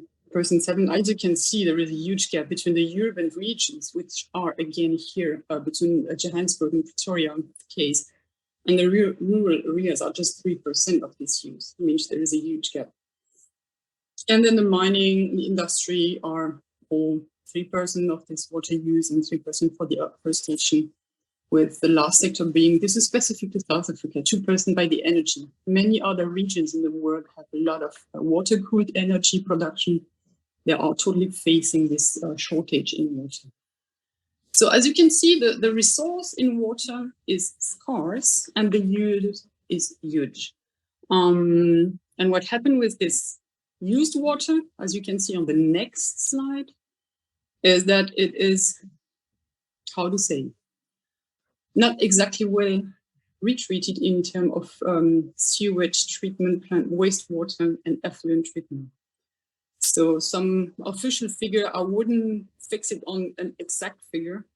You can find between 83 over 90%, depending on the different sources. But the monitoring tool shows clearly with those dots. When you look at the bottom, at the legend, the blue dots are an excellent quality of retreatment. So I can see a few in the south around Cape Town, one north of Cape Town, the one here, I don't know if it's George or what. There is another one, around Port Elizabeth, and there are two somewhere around, I guess, Pretoria or Johannesburg. Then you have a few dots, again, same area that are green, and maybe a little bit more of those yellow one, and a huge amount of red dot with bad water treatment quality. Means the most part of the water which is used in the country is just released with even bad or no treatment at all. Means this resource, which is increasingly scarce, is not even totally well managed. It's just thrown out and without any treatment out of this. Of course, there are reasons. The reasons are that water treatment is expensive. When you invest in a water treatment cost, waste treatment cost, it is expensive. It is an investment. You have to take into account roughly 10 years of payback time. It looks not well on your balance sheet. You got, of course, CapEx, which are capital expenditure, but you got OpEx. It takes electricity, it takes consumables.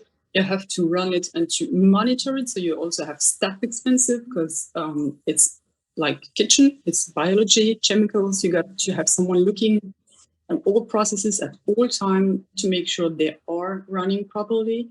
You have equipment that can break, that can leak, that can just break. It is all things that are, in terms of business, of course, on the big cost side. Okay? So it lower your benefit. It lower the money you give. That's why, as long as you don't have to, you try to avoid invest in water, especially in wastewater treatment. And the point is, the less you invest in wastewater treatment, the more you will be forced to invest in water treatment, because fresh water is no longer unlimitedly available nowhere.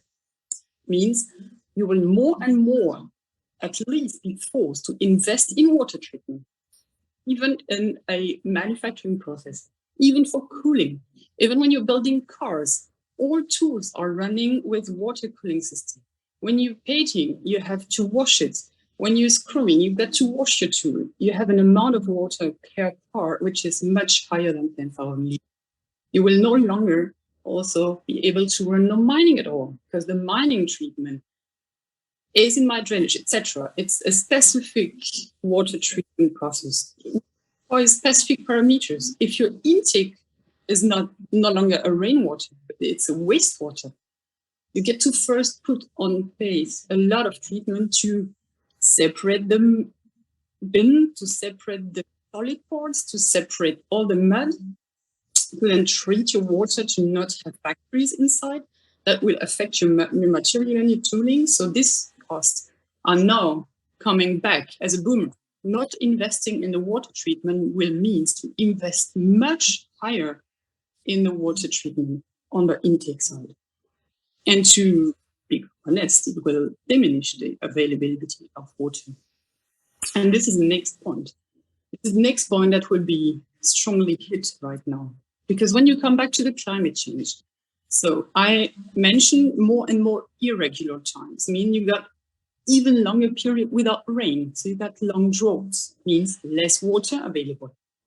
Less water means all the sewage, all the rejected water, everything which is discharged is more highly concentrated. It increases the concentration of the population. I mean, take a drop of dirt in a little glass and take a drop of dirt in the tube. I mean, in the tube, you don't even notice it. You know? But now the quantity in which it is diluted is really reducing.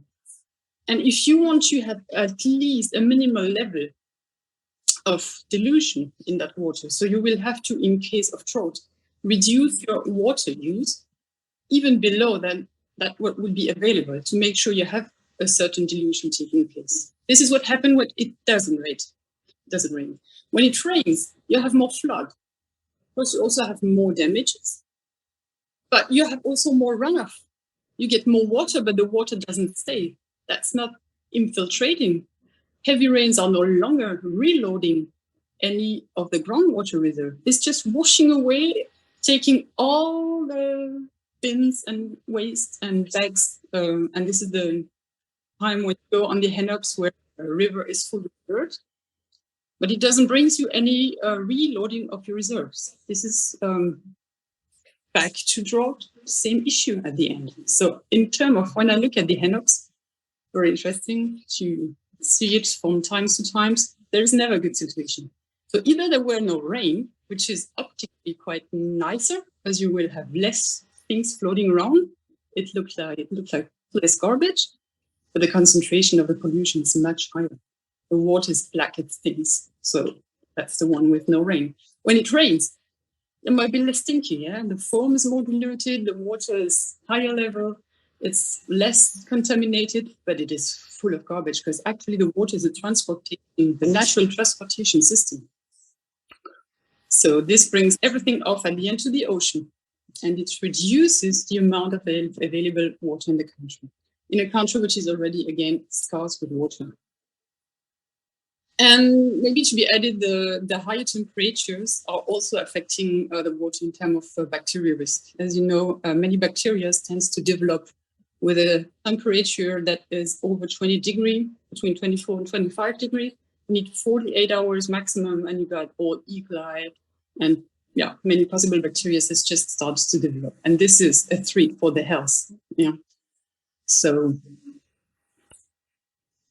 this happens, and heat impact businesses is just not, I think, in many minds. I think there is still a big gap between what happens outside on the countryside and what happened back to your office. But as I mentioned already, the treatment and the issue with the water intake is increasingly affecting the fixed costs of many enterprises that have to now, they got the choice to treat the water to get it as a quality level that was before on the intake side, or to finally start to reuse the wastewater. It's about actually same like for the waste. It's no longer an open circuit. It has to be considered as a closed loop to reuse it and make you more and more independent from the intake situation on the outside and the natural situation. So this means, of course, what no one wants, decrease of revenue in the production. I mean, the result is easy. It's intake minus cost, so sales minus cost. These costs are going to be increasing. And when you also go further, you might have something that we already experienced on the COVID side. It is a possible issue on increased sick staff and human staff. So this is a big, big threat that is coming. And if you put it in figures, I don't like it, but it has to be done because the figures on the cost side, they are huge. So I think if you take a 5% impact on the coding GDP, I think it was 2018 too, you are over 80 billion rand a year. So the costs on the impact are very strong as well. And this will mainly affect industries that I found it quite interesting, exactly those industries that are affected by the two last year of COVID. When you see the one that recovered are transport, storage, communication, okay, finance, real estate, business services is not really water intensive, same for personal services. But then electricity, gas, water. Trade, catering, and accommodation. I didn't mention that, but if it's things, I'm not sure that people will be likely to make a holiday there. So it will also impact the tourist sector. The construction, the mining I mentioned, the manufacturing, the agriculture, all those sectors that are already impacted today due to other economic events, they will be impacted by the water. So to finally close my input, I just put a little list of very simple measure and good practice that will urgently be needed to implement in any each businesses. And it's all starting with staff education. It's all starting with just not wasting waste, just not put water with foam out in the streets or whatever. Then it goes with checking the water management. Do I really need to use as I use today? Can I maybe use it efficiently to say water efficiency? So those are really reducing the cost because anyway, you're going to be facing costs. And maybe on the wastewater management to set up a wastewater reuse. And this is pretty a costly factor in the treatment of effluent. But it will increase, again, the availability of your water when you can reuse yourself half of the water you need to run your business. You're going to be more and more resilient. Same for the wastewater management. If you check, do you have a wastewater management? What do you do with your wastewater? Do you check if it is not leaking somewhere out of the building? Do you check if you maybe can even make it more efficiently? This is the next one to also make sure you're going to be more and more resilient. So these are nice words, but at the end, it is really the key impact for the future. If we really relied on the ability of human to tackle these challenges or not, and to be overall by it. Okay, thank you so much. I don't know exactly on the time side how it is, but I hope there's still some space for ideas or questions. So we are basically today, maybe just to let you know, we are starting to run first audits and projects on on the water side with industrial companies, of course, but we also start to build up some footprint record for the water recycling and generally recycling manufacturers. We have some examples in different areas, not the less in the area, to really make sure textile is, for example, one of the businesses very reliant on water. So these are very new initiatives that are now on the way. It's just the beginning. Yeah.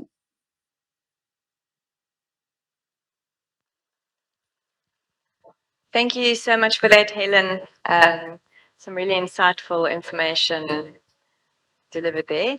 And our next speaker will be Bernard, and he is from Waste Free Oceans. He's going to be speaking to us about out-of-the-box recycling, so how you can get creative.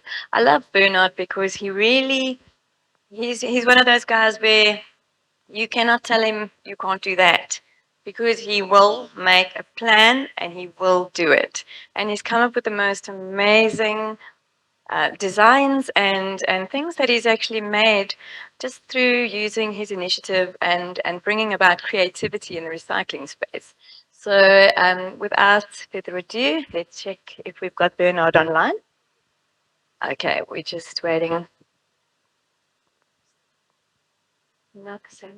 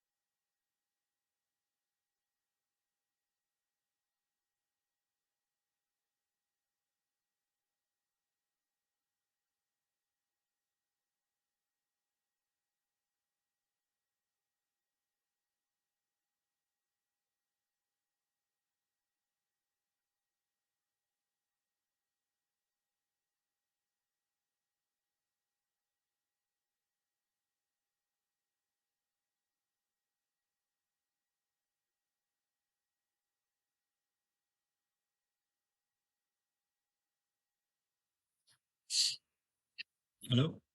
Hi there. Welcome, welcome. Thank you so much for joining us. Thank you for having me. I hope the sound level is okay. We can hear you clearly, and the floor is yours. Okay, can you allow me to share screen?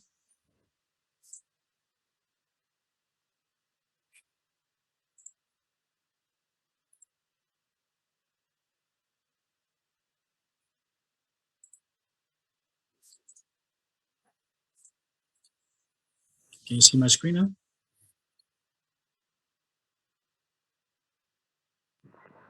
Yes, we can Okay. see you.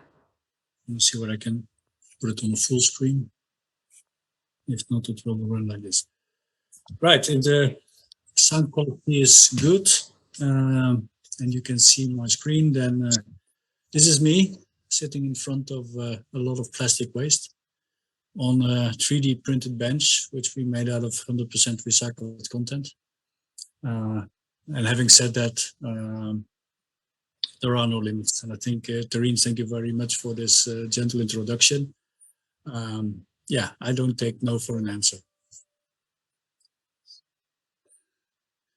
One of my slogans is doing nothing is not an option. And as you can see, I've several hats on. First of all, I'm an entrepreneur. I run some businesses, but I'm also the founder of an NGO, a Brussels-based NGO. You're in my Brussels office at the moment in Belgium, which is dealing with marine litter. So I'll tell you a little bit what we've been doing there.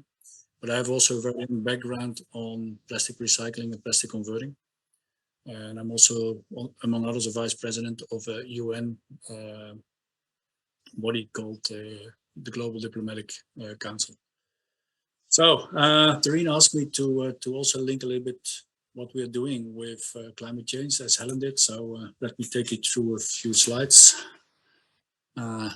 This is happening today, and is there an interconnection between climate change challenges and pollution? Yes, there is.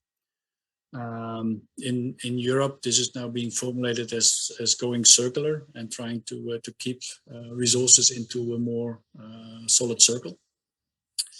I'm based in the Netherlands, and from the name alone, you can already figure out that we live below sea level. So melting icebergs do have a special concern in our country. And we think that with what is happening today, the sea rise may be more than 1 to 1.5 meters in the next 20 to 30 years, which means that the dikes and part of the country may be subject to danger. And before we go, several islands on the planet will probably go under. This was a scheme you've probably all heard about, the COP21 and the climate change discussions in Paris, talking about this 1.5 centigrade. This was a graph out of 2016. I will share you in the next few slides some more recent information about IPCC. But we've all seen this. I think Helen already briefly talked about what's happening in Pakistan. We have seen wildfires all over the planet. We see tornadoes in places where they have never been before. And if you see, of course, all this flooding, it also automatically means a lot of litter is going to places where it should not go. The slides I will show you now are not published, but they are, I think, very essential to understand what's really happening at the moment and whether this 1.5 centigrade is still valuable.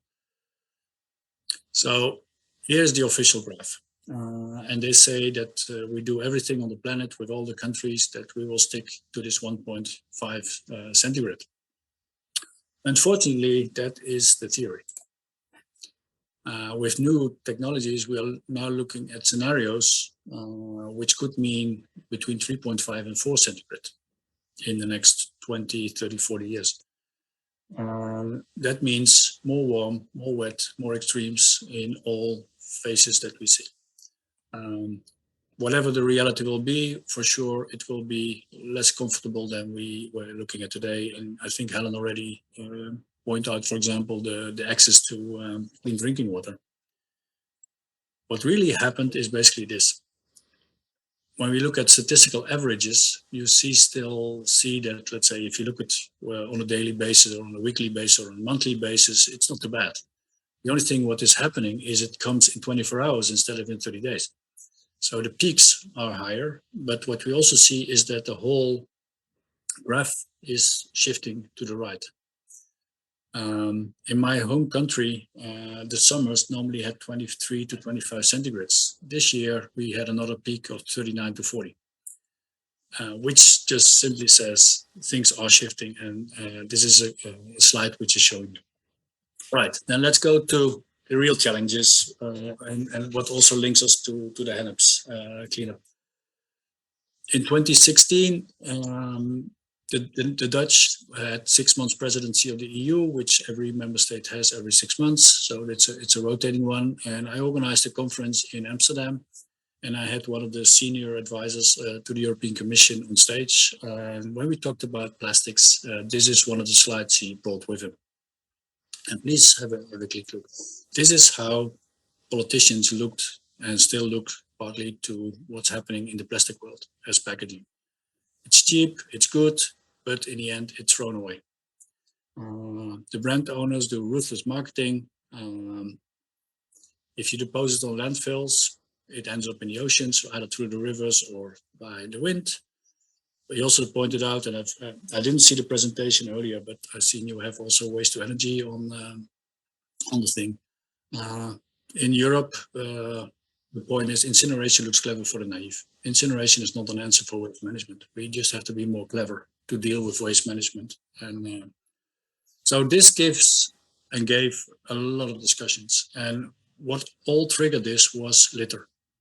So what happened in Europe, without being 100% full, is that in the last 2-3 years, a lot of new legislation has come out. There was a plastic strategy, there's a circular economy package, there are green building deals, there's a waste package, there is a port reception facilities dealing with the ports, there is a marine strategy, there is a single-use plastic directive for one-way packaging, there is even a fishing gear directive to collect obsolete fishing gear and ropes. And all of this is, in a nutshell, being put in place now and being enforced more and more. In the last 12 months, they've added legislation proposals on building and construction waste. We will see increased legislation on automotive waste and on electronic waste. So basically, the frameworks in Europe are more or less there, but then still the work still has to be done. What is very important is clear definitions. And I'm just showing you this one. This is the European definition for what actually is recycling. A lot of European states have abused the definition of recycling to include energy recovery and cement kilns use. Recycling in the European world means bringing something which has become a waste into a next version of raw material. And when we look at climate change, and this is why I put it in green on the back, what we know, at least for plastic, is that if you recycle plastic and you use recycled plastic to replace virgin plastic, you automatically save CO2 emissions. And here's your link to the climate change. So if we are more careful with all the resources we have already on the planet, we can all contribute to slowing down the change in climate. We can't stop it. We probably can never reverse it again, but we can slow it down. Right, in 2011, Alexander and myself, we founded Waste for Ocean, which is a private NGO, with the aim to, at that time, look at the floating debris in the seasides and the rivers on the planet. And what we said already at that time, whatever we take out of the rivers, we don't want that to be put on a landfill. We want to either bring it back into a product, or worst case scenario, we bring it to incineration. But landfill is a big source of, and especially poorly managed landfills, is a big source of litter. And we just started with a lot of enthusiasm and very good ideas with no money in our pockets, but we just went on. And Tarryn was there a few months ago or 3 weeks ago, and she saw some of those things. So what are we doing in Waste Free Ocean? It's a non-for-profit. We have some staff on the payroll, but all the management is doing it free of charge. I think that's already a big difference with a lot of other people. Not everybody can afford that, but that is the way we have set it up. We are creating what we call fishing for litter. So we work with, among others, the fishing communities in Europe and ask them to bring debris on board, which they collect during fishery, to bring it back on land. They can also be sent to special trips where they just collect litter and they don't bring in fish. Of course, we are trying to create iconic products, and I will certainly show you several of them. And awareness and education is of course very important, and not so much focused here, but we are involved in a lot of discussions about improved legislation. Our offices are about 1 kilometer away from the European Commission buildings. What started with a good idea ended up in an international organization with people out of our network all over the world. All of them working kind of independent to work on projects in their own areas. And of course, there is the headquarters technically is here. But again, all the people, or most of the people in our network, bring in their expertise free of charge, and sometimes they also bring in the means to collect waste and to bring waste. sorry. I think what we see in recent months is that there is an increased interest also from brand owners to be part of a solution rather than to be part of a problem. When we started, that was completely different. So we just went through our 10 years anniversary. Basically, this is what we did. This is the first cleanup we did in Barcelona in Spain in 2011. We have asked the fishing community to develop a kind of trawls which they can be put behind their boats and bring in debris. It's inflatable. Here you see some of those. Also, we have used these similar trawls to be put stationary in rivers to collect waste. You will see some pictures of that as well. And this was not only to have the fishing community of the maritime industry being part of the collection scheme, but also to make and raise awareness in that industry that tipping it overboard should also stop. Here's some more examples. So you see that it's not only the fishing community, but other partners in the maritime industry are working with us. Here we have one of the largest dredging companies in the world being partner. We see proud fishermen being part of a solution rather than part of a problem. And of course, like Hennops is doing and like many are doing, we are organizing cleanups all over the place. The pictures, unfortunately, are not very sharp, but you can see what we do. The picture on the left side top is in the city center of Rotterdam. And I've added this because people always think litter is only an issue for countries with lower waste management structures. It's not true. Even in a country like the Netherlands, where we have pretty well organized waste management, we see people littering. Of course, the solutions for us may be easier because we have structures which in many countries are not existing. But if you see on the top down of that same picture, this is what we collected in 2 hours in the city center of Rotterdam. So it's too easy to point out to all the other countries on the planet that they have an issue. Also, we in the rich country, the Netherlands, have issues with litter, which we're working on to solve it. There's a lot of discussions of the influence of rivers. We kicked off a project in 2012 in the Danube River, which is the second largest river in Europe. It's also a very symbolic river. It ends up in the Black Sea, which if you look at what's happening today with Russia and Ukraine, that's exactly the sea where this river ends up. It also crosses around 14 countries. So it makes it a very interesting river to work on also from a political point of view. So this was a kickoff. You see that we put a trawl in the Danube River next to a boat. And what we also did, and that's the picture on the left side, is we cleaned 1 kilometer of riverside just to be sure that we had nothing left. So we could measure how much waste could come, let's say 3 months later when we did the same cleanup. So we started with a 0 measurement, and that was 2012. And we're still in the Danube. You will see some more. Then for political reasons, for 2-3 years, we were not allowed, we didn't get any permissions to continue cleanups, which is interesting also to realize. Then we went back. So since 2015, we're back in the Danube in 3 different countries around the Danube. And in the picture in the middle is a kickoff in one of the tourist areas in Europe, in Bulgaria, where we re-kicked off the event. But something happened in that meantime. So I think it was already mentioned, what can you do with some of the waste? The bottles you see on the screen here have been made out of 100% recycled PET. But also they included 11% of marine litter PET. So bottles we collected from the Danube River have been introduced into these bottles. And the second thing what happened is you see the brands actually being proud of being part of a solution. So they actually branded their products with our logos and with our schemes. And this is a mind changer. So these are pictures from Bulgaria about 2 weeks ago. Another big cleanup. We also always try to make it fun. Have additional things. So they're cleaning up near the riversides. On the riversides, you see that people go out with kayaks and canoes to clean up things that are floating in the river.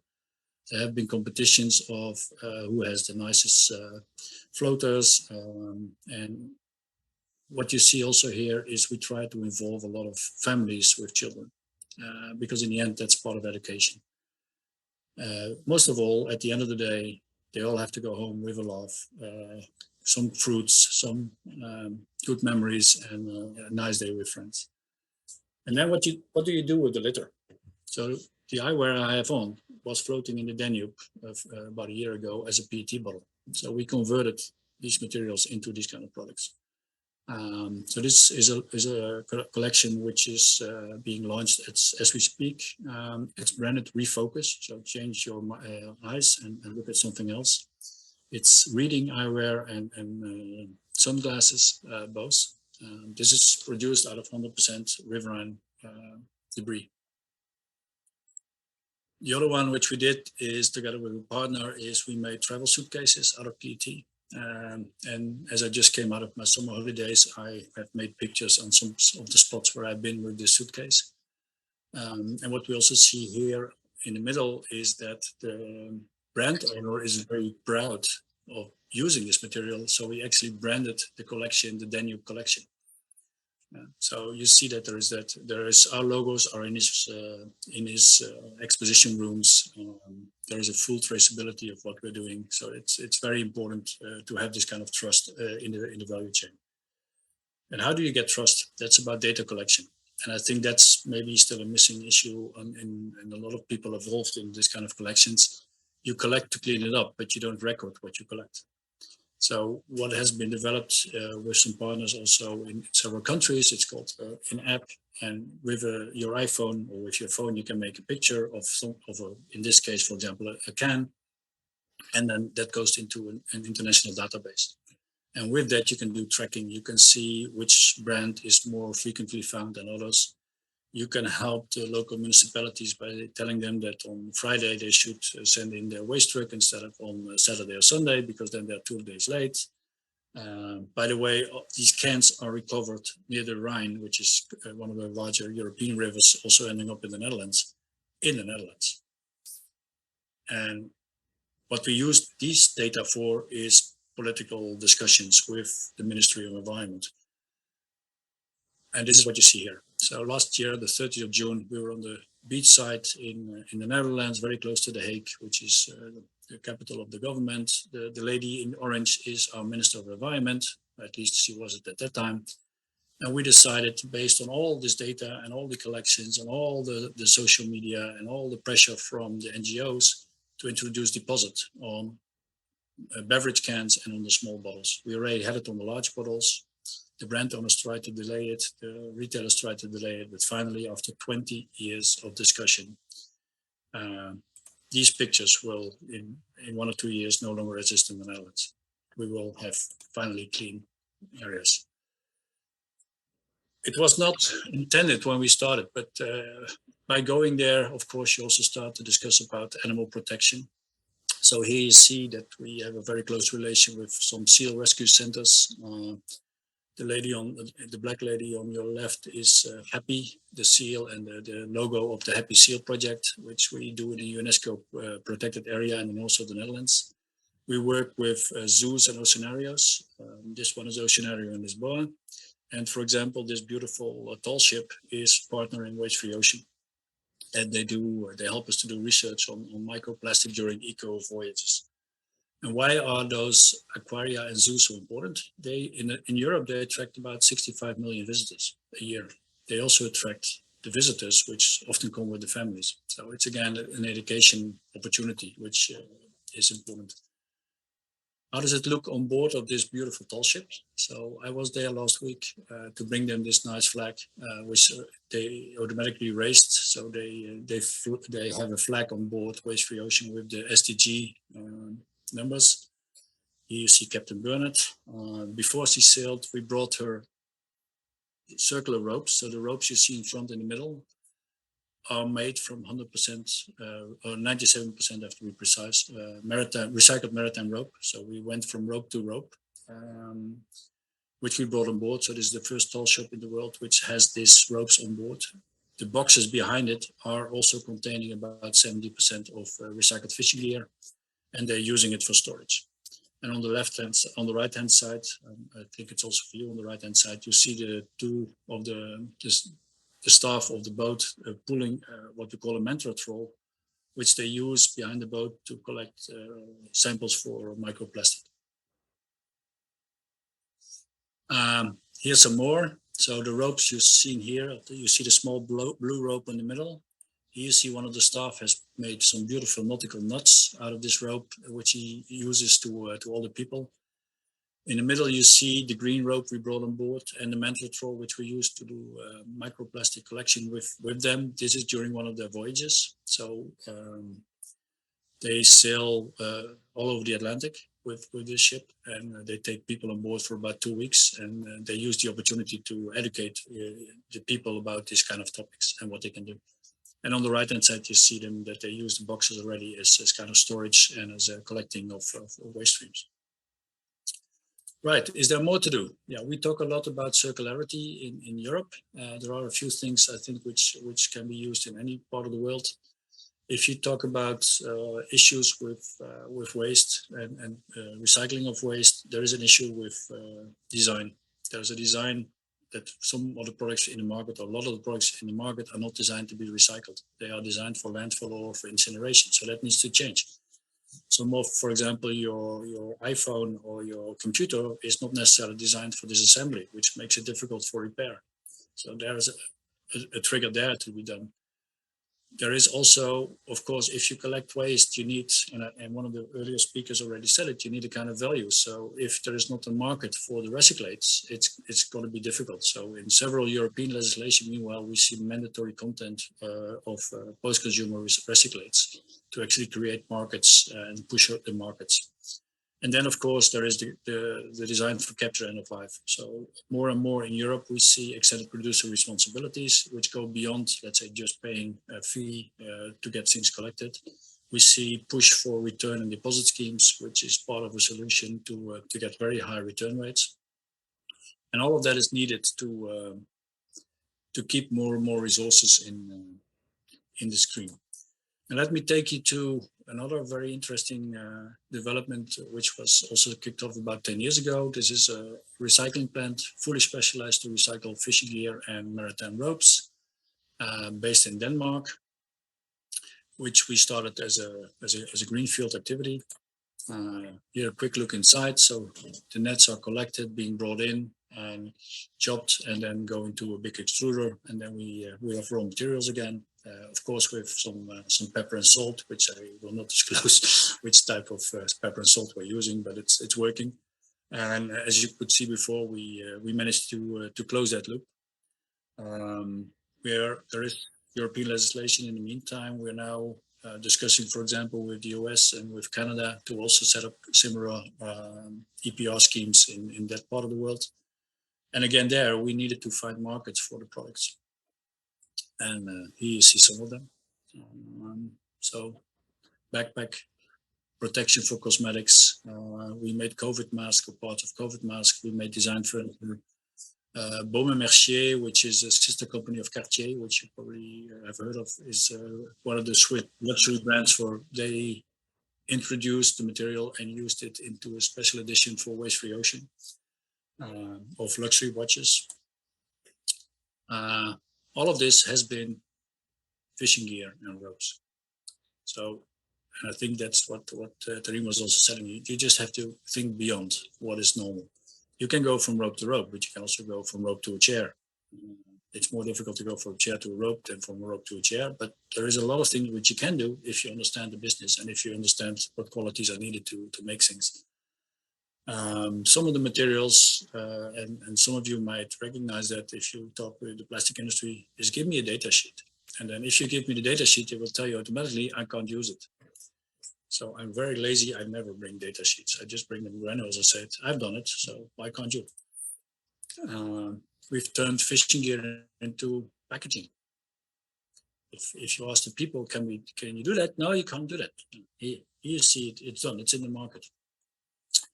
The material is completely not suitable for rotomolding, so that's why we made a lot of products in rotomolding. We just made it suitable without doing anything. We just micronized it and then made it happen. And of course, closing the circular loop it took us more than 7 years of continuous quality improvement. It came in like this. We made it to granules. The granules went to fibers, and the fibers went back to the rope.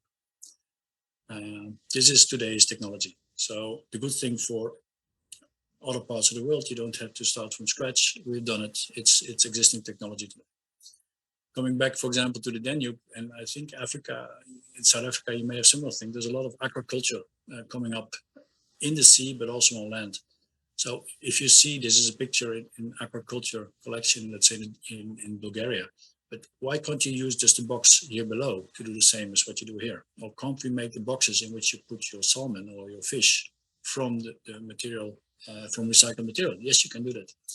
You can do this, the small nets, you can make your hockey goals or your football goals from old fishing gear. So there's a lot of opportunities which can be done, but people just are afraid to try it. Here you see that the circular ropes are actually back into the maritime industry. So the first circles are closed. Here you see that the mooring rope is actually being used by a beautiful ship called Goliath in Sweden. You see the uptake, but it's still too slow. So we are now discussing with the European Commission how to speed up these kind of processes. Last week, one of our other products won a prestigious German sustainability packaging. It's the Corona crate. We've all gone through COVID. In this part of the world, we call it Corona. There's also the brand, of course. And in order to gain something back from their lost sales, of course, they wanted to do something special. And this is the brand is owned by one of the largest breweries in the world. But on the crate is said more recycled plastic means less ocean waste. On the crate, you see it looks like a wave. And you can also see that they put ropes and nets underneath it because part of this crate is actually made with fishing gear and ropes. Which is completely not suitable for these kind of applications, but they did it. There are about 400,000 boxes in the German market at the moment. And thanks to this German sustainability package, they're now looking to maybe roll it out on a global scale. But this green box was the first one which proved them that we could do it. And in the largest ventures, one of the largest things we see is the so-called cigarette butts. It's on the top 2 most littered items, probably on number 1 also in Africa. So the same volunteers which helped us to collect bottle cans and drinking cans and other things have done a tremendous job and started to pick cigarette butts. I teased them and said, send them to me. So I got about 100,000 cigarette butts in my backyard. Not anymore, by the way, because I just shipped them to be recycled into the next product, which I hopefully can share with you in a couple of weeks, because we will also transfer this kind of waste into a thing. And of course, stop the smoking is the better option, but until then, cigarette butts are a pain in the ass, and it causes a lot of issues around microplastic. So to roll up a bit, to give you some ideas of what we've been doing. So the Danube project is an ongoing one in Hungary, Romania, and Bulgaria. We'll probably roll it out also to Albania and to other parts in that region. We supported some other NGOs in their ventures and sometimes took over the waste streams to be processed in our things. Of course, there are issues with mixed plastic, which you cannot always use to make products.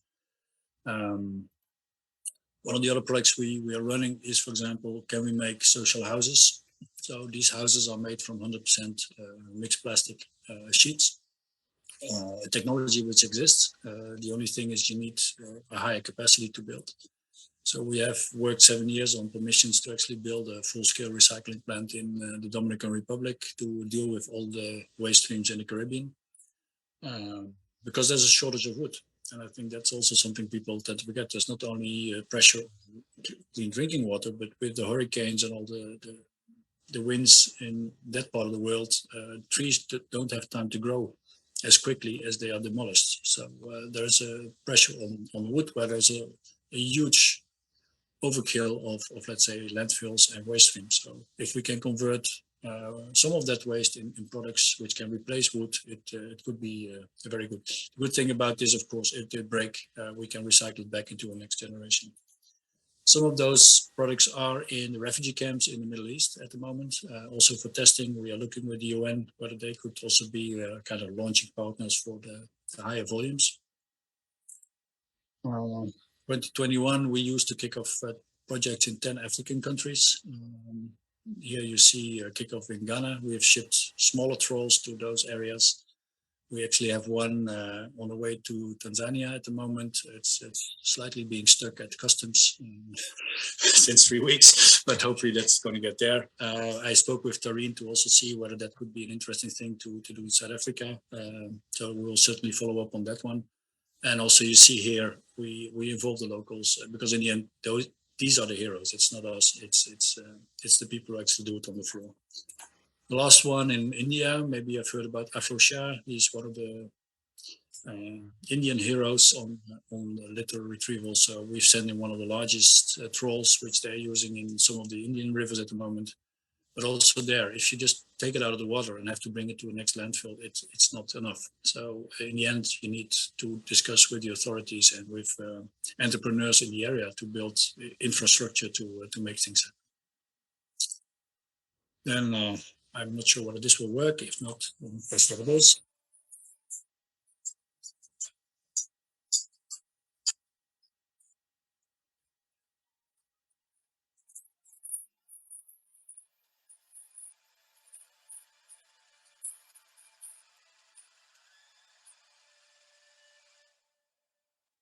This was our first experience in Africa, just a very quick show. As you said, we didn't come to South Africa this time, but that's certainly on our wish list. And because a lot of people always think what this guy is talking about, I always bring my good friend Albert.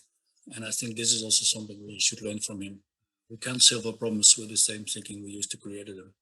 So thank you very much for your attention. And if there are any questions, I'm happy to answer them.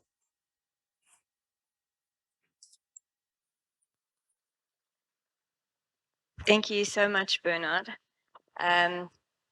Cigarette butts, guys. Can you even believe it? I mean, this is really cool. Not that anyone should start smoking, but there are always cigarettes lying around all over. So next up, I'm sorry I'm pushing you guys long today, but we're going to spend a long time outside. So next up, we're going to have Nswaki, who is going to be talking to us about citizen science. And then we're going to go and have lunch because after that, we've got the site visit to the lake, and I doubt anybody would really want to eat after that. So we'll eat before. All right, computer. Pierre?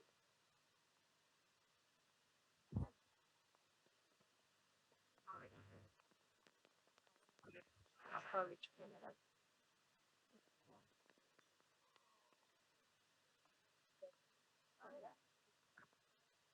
Hello? No? Can they hear me? Can you hear me? Yeah, that's fine. Yeah, I think it's. Why does it look corrupted? Should I get my big?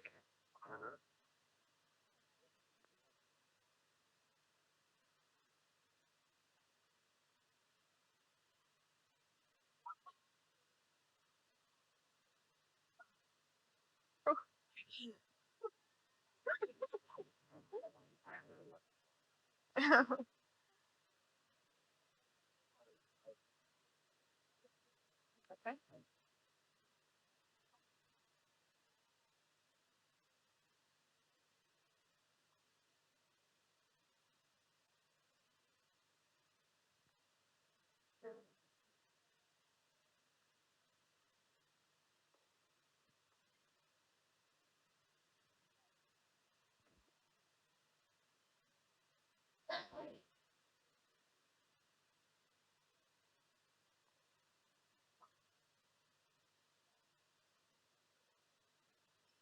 Okay, good day. My name is Nswaki Tlali from an organization called Triple P, and we're based in Durban, but we do some work in Tembisa. So I know this is the last session before lunch, so I'm gonna try and be very quick, okay? And thank you, Tarryn, for inviting us to talk about citizen science, my passion. So talking about citizen science as a solution, firstly, when we were at the Mandela Day celebration with WRC and Hennops Revival and a whole lot of other people and organizations, I got an opportunity to work with some of the youngsters from Tembisa. So we're talking about river health and how we should keep our rivers clean, but I could see that these kids could not connect. And it's because to them, this is the new normal. This is normal for them to see filth in rivers to such an extent that they couldn't even imagine a clean river. And that to me is concerning because these are our future leaders and they're going to grow with this conception that this is how rivers are, this is normal. So how do we change that? You know, and there's many ways, and citizen science could be one of the ways that we change that perception. Because actually one of these youngsters, when we started doing the testing, and he said, oh, this could actually help me with my science project, you know, so there was a leap of hope then. So looking at citizen science as a part of a solution, I don't think citizen science on its own will be the solution. It will be part of a solution, maybe restoration, part of rehabilitation. So we also need to unpack citizen science and not look at it as just collecting data and someone takes that data from the citizens that collect it and does something with it. We need that data to also work for the citizens that collect it. But then it makes it a little bit complicated because then we want the ordinary citizens to also have the knowledge that they need to be able to use that data, to be able to analyze it, to be able to interpret it and use it to address the issues. And currently there's a huge gap in terms of knowledge. In KZN, where I work in Durban, we did some feasibility study just to see what is the level of environmental literacy in rural areas and peri-urban areas, and it's shockingly low. And that's where we need to start when we want to talk about citizen science. We need to provide people with proper education, proper training to bring them up to that level where they can be active citizens that can collect the citizen science data, that can use that data. And we have done that in KZN. We have tested that model and it is working. Of course, we also want to give people proper skills, scientific skills of collecting data. When we started this project with this group in Durban, you know, they were very excited and they started collecting the data and I thought, sure, this data looks good. I mean, has the river recovered already? And I had a meeting with them. So they had the impression that when you collect data, it always has to be positive because it's going to reflect badly on them because they do other things. They do restoration work in the river. So if the data comes and it's bad, it's going to reflect badly on them. So then we had to unpack it and teach them about what research is about, what is monitoring about, why we're doing this. It's not to test you whether you're doing your work. Well, in a way it is. But more importantly, we want to find out what's going on in these systems. Where is the pollution coming from? What type of pollutants are in the river? So there's quite a lot of education and learning that goes into citizen science. And most of the time, we are given the impression that, oh, anyone can do citizen science and it's so simple. Anyone can do citizen science and it's simple if we don't want that data to be credible. But we do want citizen science data to be credible so that it can be used. If it's not credible and it doesn't hold any weight, then it's useless. Then we can't use it. So, so we really need to make sure that the citizen science data that we collect has integrity so that we can use it to hold whoever is responsible for the conditions of our rivers, but not only to hold people accountable, but to use it to educate communities as well. And of course, we have ecological skill deficiency in the same type of communities where we work, and through citizen science, we can improve that.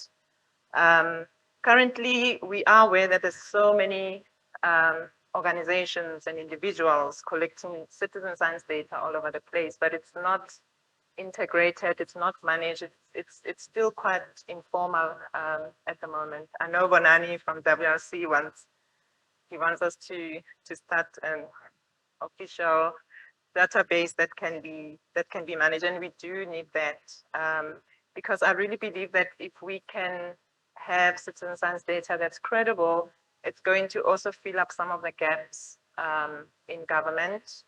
A lot of our catchment systems are not being monitored adequately at the moment, and if every time I read the State of the Rivers report, the same challenges come up: lack of capacity, lack of resources. They can't access some of the sites. So citizen science can play a role in that instance. It can't replace true science, but it can be used as a warning system. Yeah, and we can use citizen science as a solution to identify pollution sources, but most importantly, we can enable communities to use the data to take action, but a proactive action. Okay, not finger pointing. That makes people to put up a barrier and defend themselves, and it's getting us nowhere. It is frustrating sometimes. You just want to punch someone, but yeah. Okay, so I'm going to talk about two main projects that we worked on. So the Wise Wastewater Care is based in KZN on the south of Durban. So we started working with this group in 2016.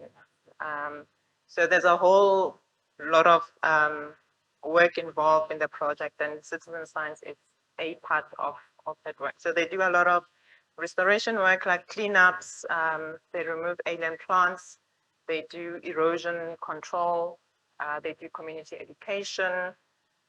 What else do they do? They do water conservation. So we have plumbers that goes into the community and fix all the water leaks. They also work with municipality to report all the surcharging manholes.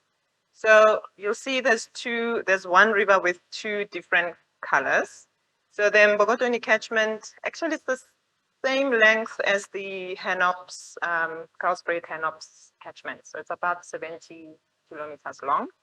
But unlike the Hennops catchment, the Mbokotweni catchment starts in the middle of nowhere, no development.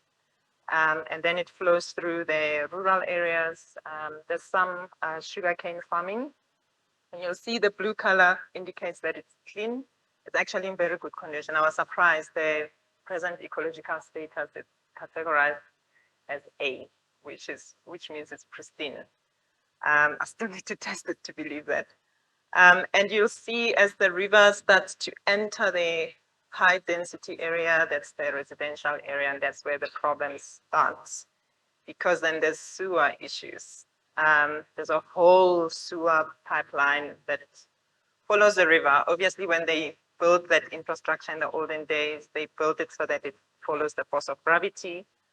But nobody thought about, the fact that we'll be here today where the infrastructure is falling apart and all that sewer goes directly into the river. So you can see then the condition of the river also declines. So it's categorized as category C, which means it's in a fair condition. So it's not bad, but it's also not good. But in some bad days, it can get to very poor condition. That's usually when the manholes are surcharging and there's a lot of nutrient inputs into the river. So we work right here at the lower part of the catchment, Folweni area, even a lot lower in Umbongwintwini. So Umbongwintwini area, it's peri-urban. They don't have flushing toilets. So they actually downstream users who are being affected, but by what's happening upstream here, where people have flushing toilets and they have all the sewer problems there. So as downstream users, they struggle. And because they're peri-urban, they also depend on subsistence farming. So they are seriously impacted by the issue. And then right at the bottom, there's also an industrial area there. It's obviously supporting the local economy, providing jobs, and they abstract water directly from Mbogotweni River. They treat it on site, and then they use it for manufacturing in their plant. So the condition of the river also affects the business, because having to clean that water, it costs them more money. But sometimes they can't even abstract the water because the hyacinth will block their pumps, and then it just creates a whole lot of issues. So that was just a little bit of context. So predominant land uses, we have commercial and subsistence agriculture, mainly sugarcane farming up on the upper catchment, and then crop farming on both on the lower and upper catchment. We have industry, which I just mentioned, and sand mining is a serious problem, and it's illegal. And I feel hopeless because it's the one area where we can't do anything about. It's an organized syndicate that's running this sand mining business, and they carry guns. So, you know, and really as citizen scientists or even active citizens, you need to know when to step back. You know, our lives are still precious. But I mean, we do report it to the authorities. The authorities are aware of the sand mining issue. I mean, the one time I was on site for about an hour. In that hour, we counted about 11 trucks, and not just any trucks. This size, I don't know if you can see from there, this size trucks. And these trucks, they from a lot of the local hardware stores. So they steal the sand from the riverbanks and sell it to us consumers, and nobody's doing anything about it. And of course, it's causing erosion issues on the banks. And this area is susceptible to flooding because the water table is quite high. So even if we just have 100 milliliters of rain, it floods very quickly because of that. And this just makes the matter even worse. And of course, we have issues with alien invasive plants, far more than I've experienced on the Hennops catchment. And of course, the nutrient input causing growth of water hyacinth, which just chokes the whole river. You actually just see a carpet of water hyacinth. And that's mainly from the nutrient input from the sewer. Some of these manhole are in the valleys.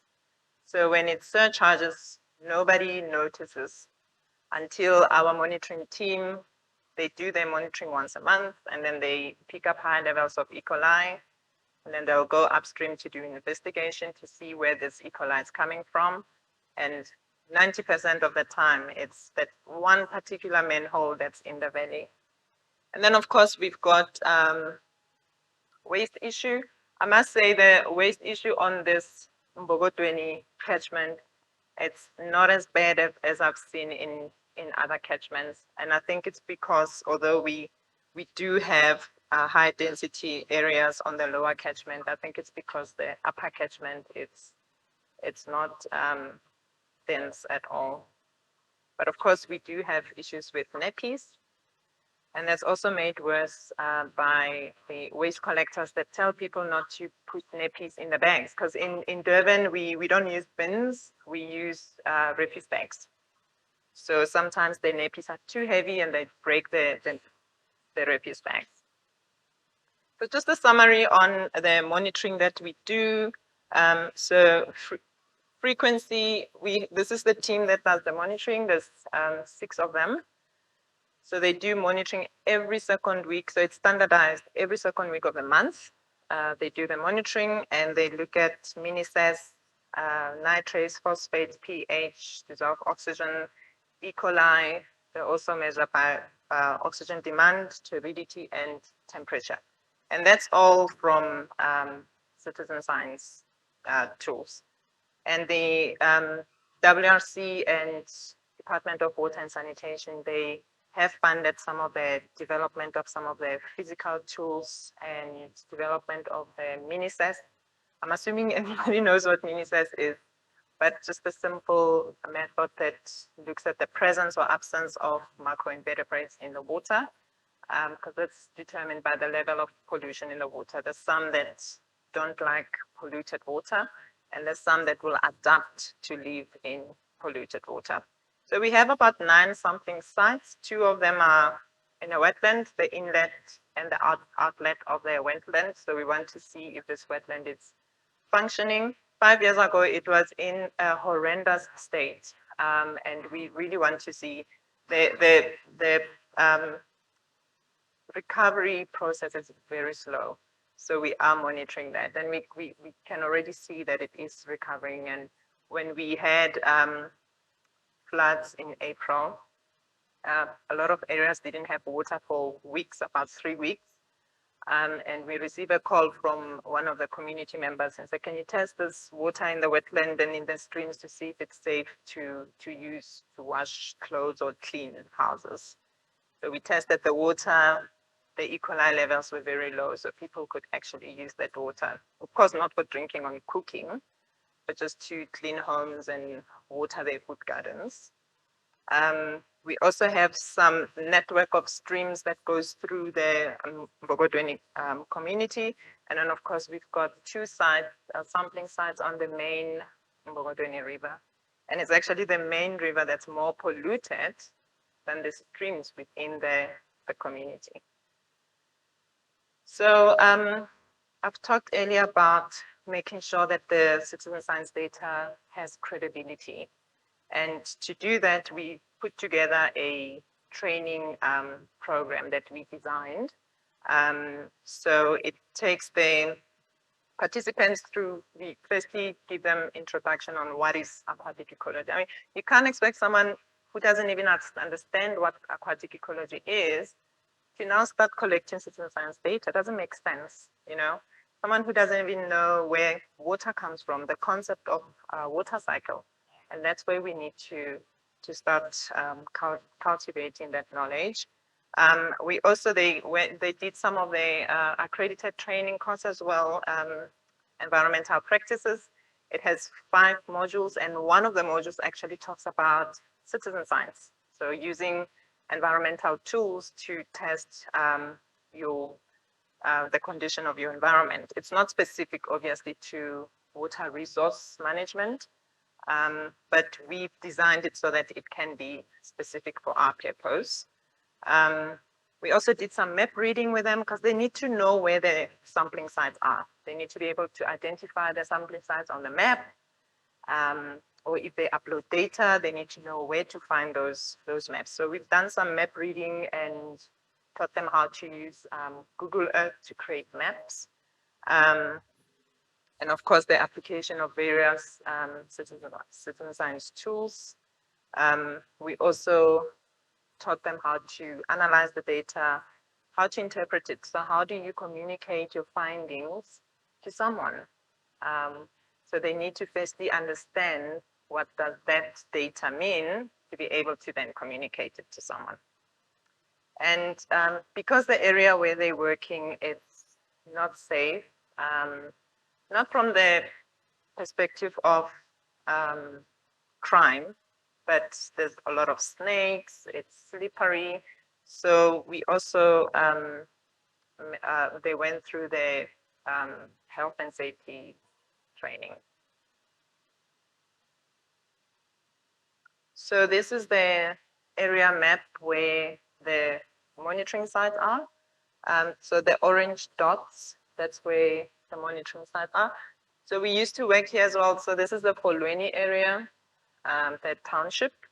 But we stopped working there about 4 years ago. That area is quite unstable politically. So sometimes when you run projects like this, you do come across issues like that where politics sort of like take over what you're doing. And then we had to just sadly make the decision to leave the project there because we wouldn't want someone else to implement the project on our behalf. But we're still very much active there on the Bogotweni site. You'll also see the green triangles. Those are the sites where we sample. So we then compare their data with our data to verify that their data is correct and accurate.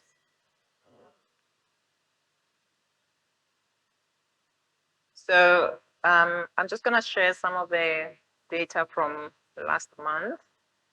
So in terms of E. coli, you'll see so these are all the sites from M1 to M9. So the M1 and M2, that's the wetland, the inlet and the outlet. And M3 to M7, those are the streams that are just, so the area is informal. So people have built houses wherever. So in some instances, there's someone house here and they open a door and about a meter, it's a stream.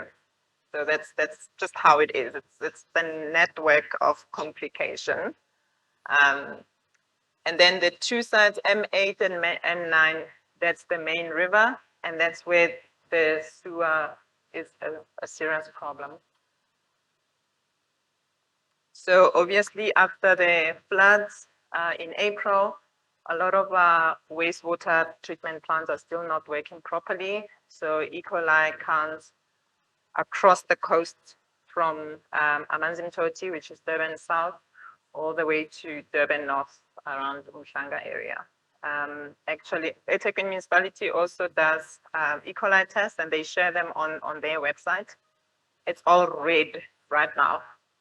It's actually scary. So in this instance, then if the team finds this high counts of E. coli, they'll do an investigation. If it's a manhole, that's a municipal problem, so they'll engage with municipality. We actually have built quite a good relationship with eThekwini municipality. It wasn't easy at first. Actually, one of our participants had to threaten them a little bit. So she phoned them to report that there's a problem, there's a manhole, and they picked up high E. coli counts. And of course, they took their time, they didn't respond on time. So the next day she phones them and they give her long stories again. So she said, okay, I'm going to publish the results on Twitter. They were there within half an hour. So the power of citizen science. So in terms of nitrates, phosphates, and dissolved oxygen, so we use the rankings, and those rankings, they come with the kit that we use. So again, if you look at M8 and M9, the nitrates are quite high, also indication of presence of sewer. And phosphates are fine, it's just slightly high, but within acceptable limits. In terms of oxygen, sometimes oxygen is not really affected by, the influx of bacteria in the water, which then uses up the oxygen. But sometimes flow also affects the levels of oxygen. So the streams, the flow is very slow, flows very slow. So of course, oxygen will not be dissolved in higher levels. But on M8 and M9, we expect oxygen levels to be much higher there. So obviously because of the sewer and high oxygen demand, high biooxygen demand, the oxygen levels have declined. So in terms of MiniSES, MiniSES is a great tool, but unfortunately it has some limitations. So you would see we only sampled at 4 sites. And that's because the rest of the sites, they don't have enough habitat to sample from. So you need vegetation, you need rocks and stones. And so you need a variety of habitats because different organisms colonize different types of habitats. So then again, the streams are in a fair condition, but they're also in a fair condition because of the lack of adequate habitat to sample for the organisms. On M9, we've actually found stoneflies before. So stonefly is one of the most sensitive organisms of all the organisms when we look at UNICEF. So which indicates that the main river, it can recover to a point where it can be in good condition.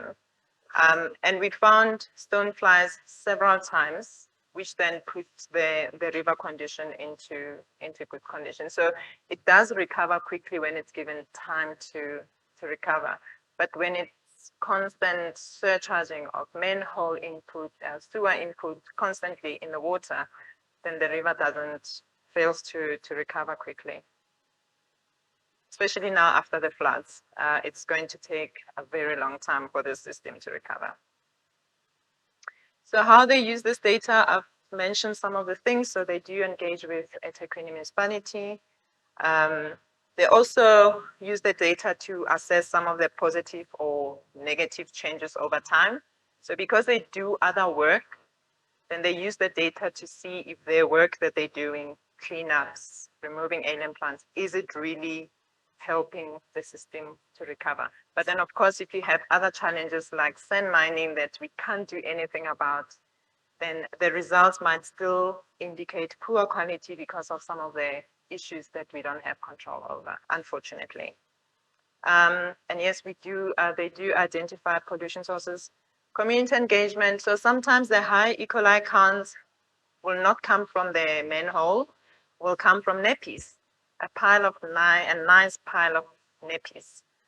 So in that instance, they will engage the community in that vicinity. Most of the time, it's not someone who's living in that vicinity, but the community can identify that person. And if the problem continues, then the team will bring in eThekwini's environmental health, because then they will come in with explaining the bylaws to the community and what the consequences would be. But then our team will also come from, the point of, if you don't know what to do with your nappies, rather call us and we will assist you. So there's that relationship of working together with municipality, with civil society to address issues together. And that builds confidence on the municipality, because we know there's no trust between communities and municipalities at the moment. So that really does build that trust. They also present their data at the local CMF, the Toti Isipingo Catchment Management Forum. They have presented at several workshops. We've actually trained them how to present their data, how to prepare the slides. And it also builds confidence in them as well. Okay, so the second project, the My Water Check campaign. So this is still a new child. So this is based in the Hennops catchment, starting from the Kalspruit, the source of Kalspruit River. And it's a multi collaboration between ourselves, Hennops River, ARMA, Clean Health, Tesla Water and ACI. They sponsored the project. And of course, Kara, she's also part of this. Her name is not on here because we don't have your logo. So the idea with My Water Check campaign, we wanted to upscale what we're doing in Durban, to see if we implement it elsewhere, will it work the same way? Because although the challenges are the same, but the context is not exactly the same. So we wanted to test that, but then we also started a project in Tembisa, and we wanted to bring in the citizen science component. So when we started, I was quite ambitious, okay? So I had this idea. So I wanted us to do the monitoring along the catchment, starting in Kempton Park from the source, and walk all the way to Hartbeespoort Dam. And everybody else said, no, not happening. You're crazy. We're not walking. We'll drive. So I'm just inviting people who are crazy like me, if you want to walk the whole way, 70 Ks with me, sampling along the river. This is an open invitation. Please do contact me. I don't hear any support in this room. Oh, okay. So nevertheless, the campaign did happen, and Kara did help us with identifying sites. I think we had a total of 13 sites, starting from that's Kempton Park, where the source is. But you'll see with Carlsbad, it has a lot of sources. So there's a source here, MP2, but we started at MP1, and we were in groups of 4. So we had 4 vehicles, and each group was assigned sampling points that they were going to do. So we'll drive to a one point, do the whole testing, and then from there we drive to the next point, and then the last point it was our meeting point once everybody was done. It was quite fun. We had a lot of fun. I must say, at the end of that day, I was glad we drove and didn't walk. So really, the purpose of doing this on the Carlsbad or Hennops catchment it was to, especially for me, I'm not familiar with the system, so it was just to understand, the landscape of the system, and in terms of impacts along the river system, and where are the major pollutions coming from, and what type of pollutants they are. But it was also to get the community of Tembisa involved. I must say, Tembisa has quite a lot of passionate people who wants to improve the environment. I mean, Samuel Mashembi and Mpule, they're just amazing, and they really just need our support to help them realize their dream about they want to see a clean environment in Tembisa. So it was also to introduce them to citizen science concept, and they were quite excited. I mean, some of them, they still ask me today, when are we doing this again? This was fun. Because it's so educational, and you learn so much about the aquatic ecology. So then the next step was we took the data, obviously analyzed it, and then we met again in December, where we shared the data with everybody and looking at, what does it mean, but also what do we need to do next. So we were hoping that this was going to be an annual event, but unfortunately we can't have it this year because we had to make a difficult decision to rather invest the funds onto a project that will later fund the citizen science project. So we need to make it more sustainable. So I'm sure we'll be back with a big bang next year. So with this group, we also did training, not as vigorous as we did in KZN, but just the basic things like the concept of the water cycle, water catchment areas, just understanding what a catchment is. It's a word that we use and not realize that a lot of people still don't understand what catchment areas are and how they function, and who are the water users and who uses how much water. You don't realize that we use so much water. We think industry uses more water than we do, but we actually use more water, we and agriculture. We also identified some of the human activities along the catchment and looked at how do those activities impact on the catchment itself.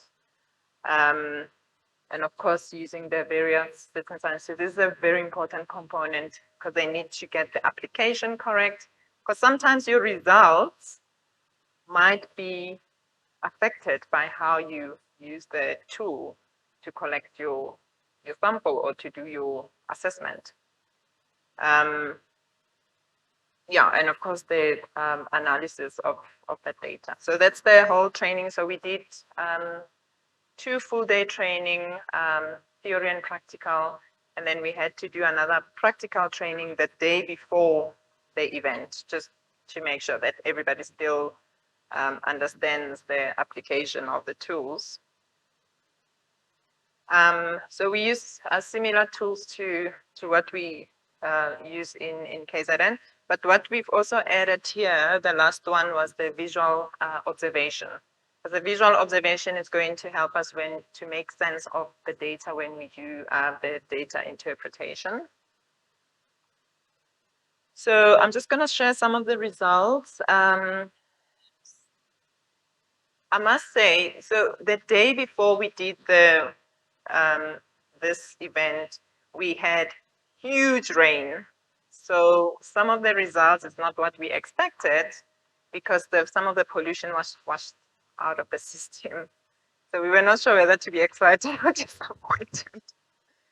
So you'll see that most of the sites, it's only 5 sites that had high E. coli levels. But if you know the Carlsbad system and the Hennops system, we had expected that more sites will have high counts of E. coli. The oxygen levels also very, very low levels, even though some of the rivers were flowing fast, but obviously because of sewer pollution, there's high bio-oxygen demand in the water. And MiniSAS, again, we had the same issue in that we couldn't apply it in all the sites, which is a pity because what I really like about MiniSAS, it tells you the historical story, if you like. Whereas with chemical testing, if someone puts chemical in the water today, in 2 days' time, you might not even pick up that there was a chemical in the water. Whereas when you look at the organisms, it takes long for organisms to recolonize the ecosystem once they've been pushed out of that system. So it gives you a much better historical idea of what has been happening in that system. So it's always a pity if we can't measure or do MiniSAS at some of the sites. So with the sites where we've done MiniSAS, I mean, you'll see KMP4. I don't think I've ever done a MiniSAS where I got a score of 1. So that means there was one organism, probably a red bloodworm. So then that tells you that the system is bad. The condition is really, really bad. 5.3, that red, that's still very poor condition. And the purple indicates very poor condition. So in terms of macroinvertebrates, the Hennops system, it's just really, really bad. So we also looked at phosphates, nitrates, and pH. So the pH levels were fairly neutral, except at few sites where the alkaline was a little bit high, but it's still within the acceptable levels. Because I think it's between 6.5 and some say 8.5, some say 9. So it's still within those acceptable levels, and nitrates were quite high. And also those are the same sites where E. coli was also quite high. So there is correlation there as well. And we also tested turbidity just to look at the, how murky the water is, because that does affect the clarity of the water. So it blocks the sunlight from reaching the bottom of the river. So it affects photosynthesis. It affects the mobilization of the animals that live in that ecosystem. Okay, Tarryn. So in terms of visual observations, so I won't go through everything. So what we observed the most as we were sampling from one point to the other was the invasive alien plants along the river system, and followed by illegal dumping. So those were the main visual observation of impact that we noticed. So the sites that I've circled, those are the sites that were heavily impacted. The MP2, that's in Tembisa, on the Carl's Bread. And actually that site, I was part of the group that monitored that site. We could smell the sewer before we even got to the sampling site. So that's how bad it was. But I mean, out of 13 sites, and we only had 3 sites that were heavily impacted. But like I said, I think it was all because of the rain, not because miraculously the problems have now been resolved, unfortunately. So some of the lessons, so someone did an evaluation on citizen science and look at how can we make it more valuable. So we need to have protocols that are well designed, which is what we did with the Durban project. We need to train people that participate, and we also need professional assistance. We refer to it as mentorship. So we need to mentor the people that participate in doing citizen science. I'm just going to skip some of the things. But the last one is really important, that people gain knowledge, and that enhances their sense of place. It gives them confidence. So with the team in Durban, the one lady that threatened that she's going to share the results on Twitter, she was so proud of herself that by doing that, the municipality responded. So it built her confidence. So we also linking citizen science to the curriculum. We also work with a lot of schools, and unfortunately, they don't do much on citizen science, public schools in particular. So we're going to start working with public schools in Hammanskraal. We know the issues with Hammanskraal. That's a topic for another day. In terms of sustainability, so we do partner with environmental consultants. So in Durban, we have a consultant that sometimes hires our monitoring team, and they go out with them to do monitoring, and they pay them for that. For Tembisa, we're looking at enterprise development, which is something that we hope it will then fund some of these citizen science activities. And I always like to end with this story. So this is a wetland in Ezimbogotweni. And when we started 6 years ago, people didn't even know that it was a wetland. It was covered with alien plants. It was covered with waste. It was actually a dumping site. So the youth in the area, they got together to clean it up before we started working with them. And we heard about the work they were doing. We went in to support them. And the one time they phoned us and said, there's water here, just come and look, this is strange. And then we said to them, this is a wetland. So they didn't even know what a wetland is. And people used to complain about crime, criminals hiding in the bushes. They used to complain about mosquitoes. They used to complain about rats and snakes.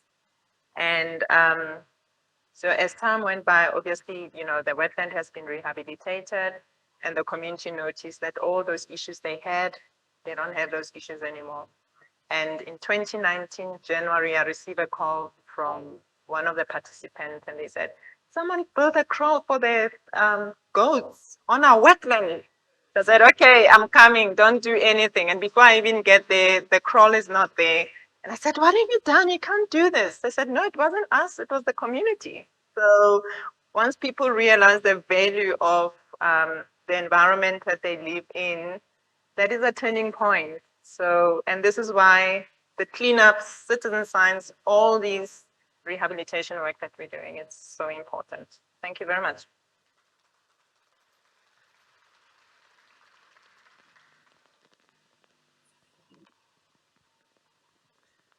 Thank you so much, Nswaki. I'm sure everybody is hungry, and the reason why I was pressuring her to hurry is because she herself has to leave.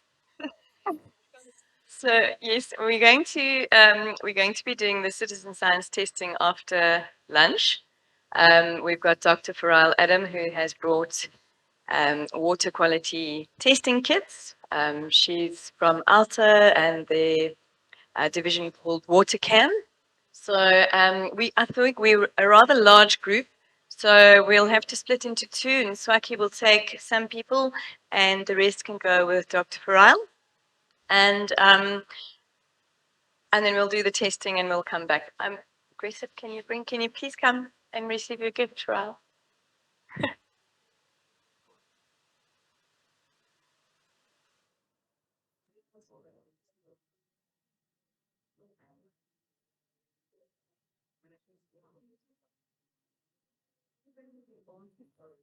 Okay. Am I on? Okay. Is there anybody else that's still stuck outside, or is this who we are now? I know a couple of people did have to leave and some have excused themselves, so if this is who we are, then this is it. And I would like to bring up our next speaker, Tarika. She's going to be speaking about integrated data management.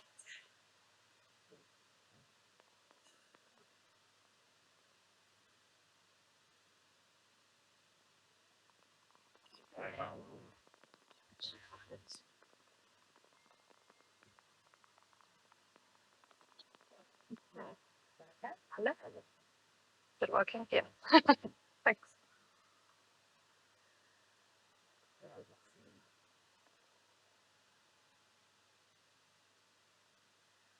Okay, good afternoon, everyone. My name is Targa Isaac, and I work as a hydrogeologist at a company called GCS Water and Environmental Consultants. So our little site visit today is basically what I do on a daily basis. Oh, this is not showing.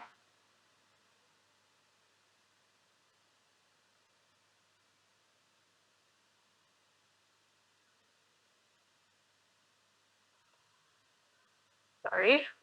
Yeah, so I'm also a product manager for a product that's being developed internally by GCS, and that's eSimon. That's basically an acronym that stands for the Electronic Data Management System for Monitoring. So considering all the amazing work that Hennops Revival are doing, they're probably well on their way to collecting enough data and making enough observations to eventually come up with a pretty comprehensive monitoring network and maybe even potentially a remediation network. So we therefore thought it would be a good opportunity to demonstrate how all the data and observations that they've collected and made can be managed and utilized in the most efficient manner possible. So I've yet to chat with Tarryn, but this will be the chat. So we're looking at maybe even providing eSimon as a platform to Hennops Revival. I think it's a really cool platform to store all your data on and then visualize it and actually use it for a purpose. It's good for things like analyzing trends. It can be used as an early warning system, but I'll go through it. It's quite specific, so you'll see what I'm talking about. Okay, so how did eSimon get started? Basically, a common problem was identified in the world of environmental monitoring, and it's that monitoring tends to generate a very large volume of data. And we often find that this data is not systematically stored. So we see the same problems arising time and time again.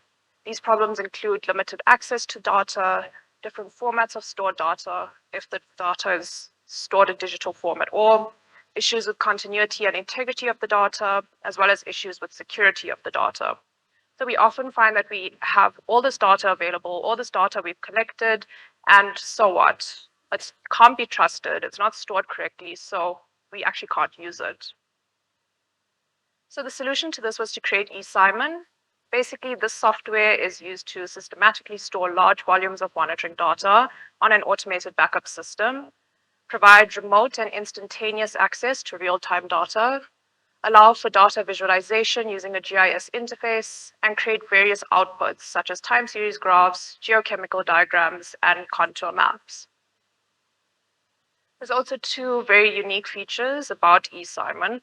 The first is that it is essentially an open source solution. So all map and graph components are third party, and the remaining components have been developed by us, GCS. So the nice thing is that if you have access to eSimon on one project site, you can have multiple users. It's not like other software that you often have to have a license for each user, and you have to pay for that license as well. So the second cool feature is that our developer is in-house, so it has the ability to be customized to meet each of our users' requirements. So any thoughts, suggestions, or improvements that you have that you require in the software, we can do for you.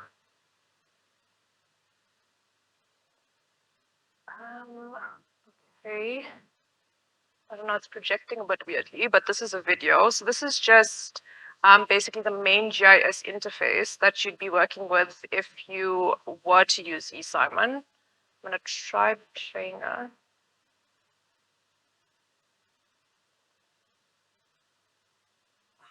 I don't know if it's on my side or not.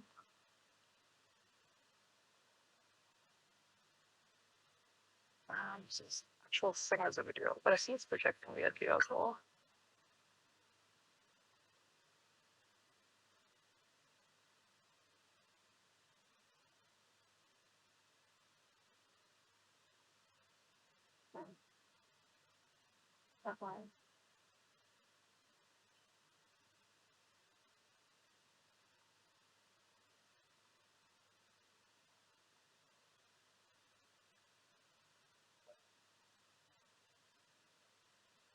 Okay, cool. So this is the main GIS interface.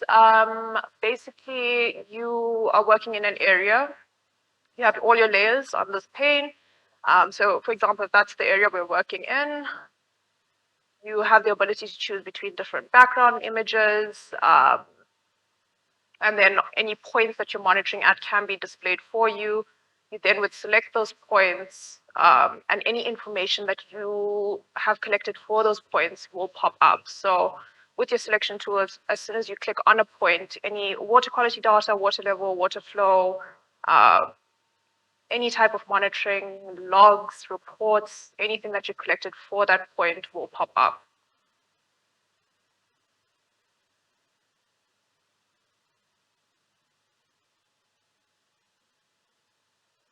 Okay, yeah, so as I mentioned, the main function of the software is basically to upload all your historical data onto one platform and have it be accessible and functional at the touch of a button.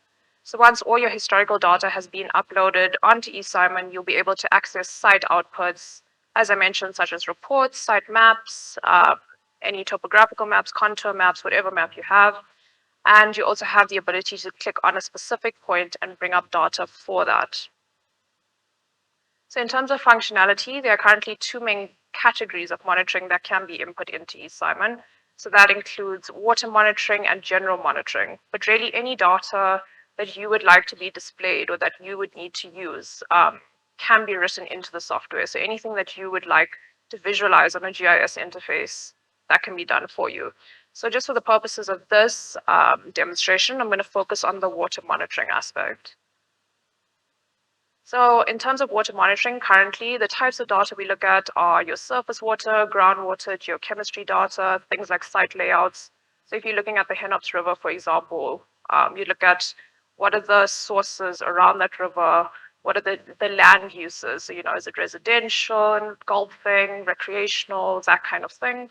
You can also put your limits onto the software. So if you were to test water quality and you were exceeding your limits, the software would automatically alert you to that. So for Hennops, for example, you would look at things like your catchment limits. So yeah, it's actually pretty cool. And then, like I said, any georeference data that can add value to your site, you can add on there. So I don't know if this is going to play.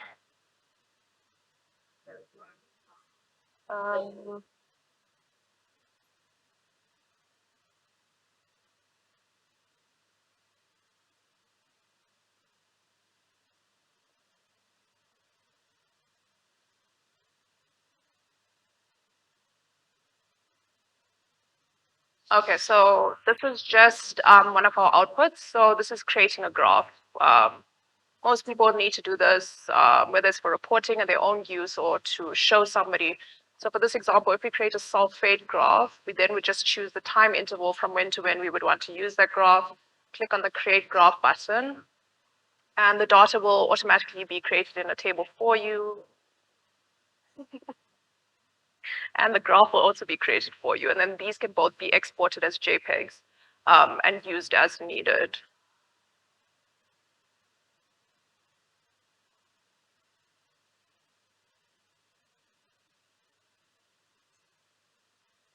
So this is just the second option of also creating graphs. So the first was your single parameters. You also have the option of creating multiple parameter graphs. So in this example, if we wanted to create a sulfate versus TDS graph, again, you would just choose the time interval from when to when you would like to view that graph, the create graph button, and the data is provided in the table, and the graph is created for you. And once again, you can export these and use as needed. The second option is to create more than one graph at a time. So this is quite nice for comparison purposes. You also get to create different types of graphs. So just in this example, if you want to create an electrical conductivity graph on a line chart, a sulfate graph on a fold line chart, and a chloride graph on a bar chart. Again, same process, you just choose a time interval from when to when you would like to view that graph, click on that create graph button, and the graphs are created for you. So yeah, just like I said, it's a nice way to compare different parameters. So obviously these are water quality parameters, but it's really anything that you would want to look at specific to your site.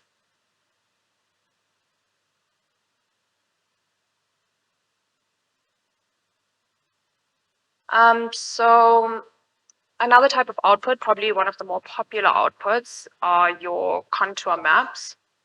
So basically a contour map can be created for any parameter at the site. And it's quite a useful way of determining the direction of a plume as well as the origin of contaminants. So for this example, we created a DRO graph, contour map, which is basically a diesel range organics. So where are your sources of diesel coming from? So we've measured that. It's created this contour map. From the key, we know that the source is towards the right-hand side, which you can see is depicted in the red, and then it decreases towards this side. Sorry, it's just projecting weirdly. So the other side is just the same site, 10 years from now. And then in that way, you can see progressive remediation work. Is your remediation working? Is it not? Yeah, so you can create that for any parameter at your site. Anything you're testing, salts are also another popular one, and sulfates are also another popular one. But if you know where the source or the contaminant concentration is high, you can identify who the polluter is and try and tackle that. Okay, so all these outputs, if you have the software, you can create them quite easily once all the data has been uploaded onto the software for you. So this is just done using the basic function model. So the data collection component can be handled by the user, and that just basically involves the collection of field, lab, and telemetry data, or really any data that you collect for your site. And then this is extensively cleaned and transformed in an Excel format. So it's quite a nice way to create a database for your sites as well. And then that's imported onto eSimon. So this data can then be updated on a monthly, quarterly, or whatever time basis you're looking at. And that is stored on a cloud. So also in that way, you know that your data will never be lost and it's easily accessible across multiple platforms. So the user can also then access this up-to-date data rather than waiting for things like reports or anything like that. So in this way, eSimon can act as sort of an early warning system for the site. So once you identify a problem, you can sort it out in a timely manner. Okay, in terms of access and security, again, the software is installed and set up for the user by me. And also manuals and tutorials can be provided just so we can ensure efficient usage. Each user is provided with login details and can also be granted specific privileges. So if you want somebody to be able to manipulate the data, completely handle the data from their side, they can do that. But if you want someone to only be allowed to view the data, to just view the site and not actually have any ability to change anything, that's also possible. And then the other nice thing is because our developer is in-house, any errors that you have with the software can be directly fixed with the developer when needed. So just in terms of key benefits of the software, it's quite a time saver. With anybody that's worked with data, it can be quite tedious to create databases, to update them, to go through that whole process of writing a report, waiting for it, and then only dealing with the problem months or even years later. It also provides accurate and up-to-date information. You don't have to wait for things like technical reports or information from others in order to assess, trends, adherence to legal limits, adherence to your catchment limits, or the effect of your remediation work. It also provides several means of visualization, which is quite nice. And you also have the ability to connect to databases of other entities. So if there's somebody else involved in your site that's also collecting data, they can quite easily, connect to that. And then the last is that data security is ensured. So you know that any data you've collected that's stored properly, that will never be lost to anybody that does future work. For example, if anybody had to do future work along the Hennops river, they wouldn't have to run around trying to find the data. It's all on one platform. Everything that's been done in that area is all on one site. Yeah, that's it from me. Thank you.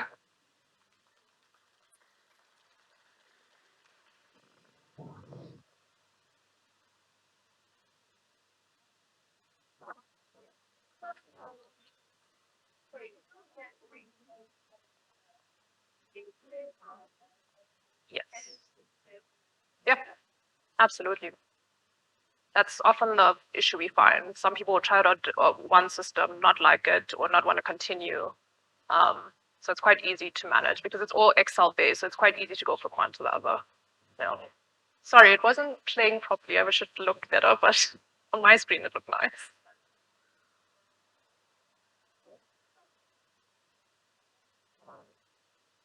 Thank you. Thank you so much. Thank you so much. Just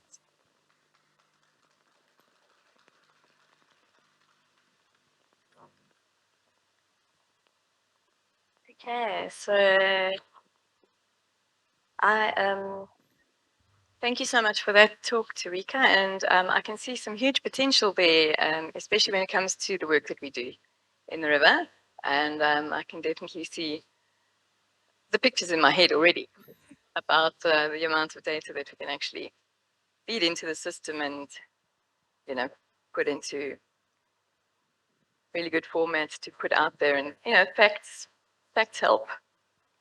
So I just want to. Before we do the lucky draw,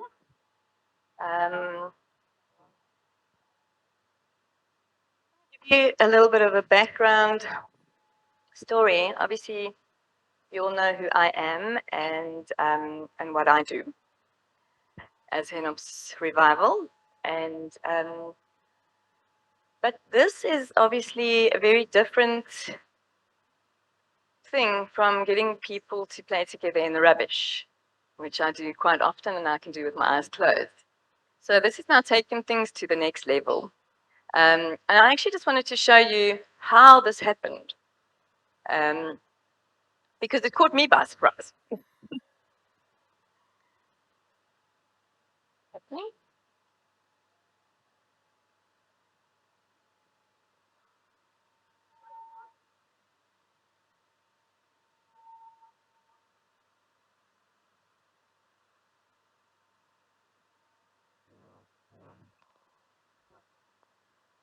Okay, well, I'm going to talk because it's just pictures that you've probably seen before. So I'm Tarryn Johnston, founder of Hennops Revival and child of the earth and lover of water. So just to give you the insight on how this workshop came to life and the background on how you're all here, for which I'm really grateful. It's been magnificent, and I hope it's been as rewarding for you as it has been for me. So I applied for a project with Anglo-American Ambassadors for Good called the Pollution Tracker. And the idea was totally different to how it turned out, but the idea was basically to track down who has been polluting the Bronberic Strait, which is an industrial pollutant. And the river turns white and blue and red and all the colors of the rainbow. And I was like, what's going on? This is industry, and we can't, we can't allow this. I need to, figure out who it is firstly, and then host an educational workshop for the industrial area. And so this is obviously now one of the pictures of what the water looked like earlier this year. And it's obviously a direct result of non-compliance in industry. And on this particular occasion, it was definitely paint. You could see the specks of paint in the water. And there you can see, obviously, the Bromberg spray feeds the Hennops, which is why I have a vested interest in it. Obviously, it's water still, so no matter where it is and where it runs to, I will still be interested and concerned about it.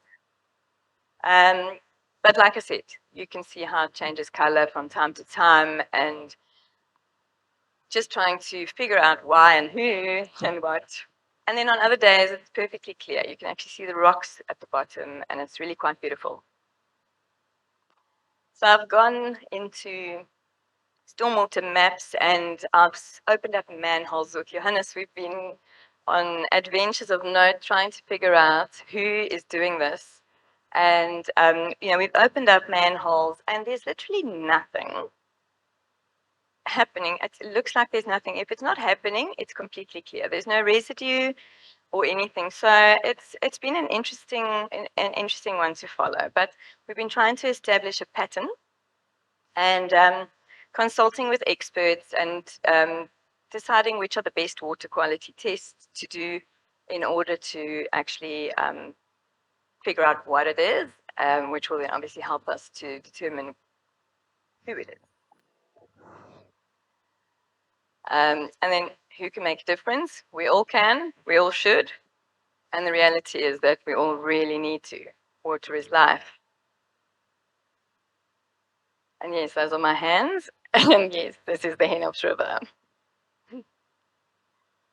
Again, I'd just like to extend my gratitude again to everybody that has attended.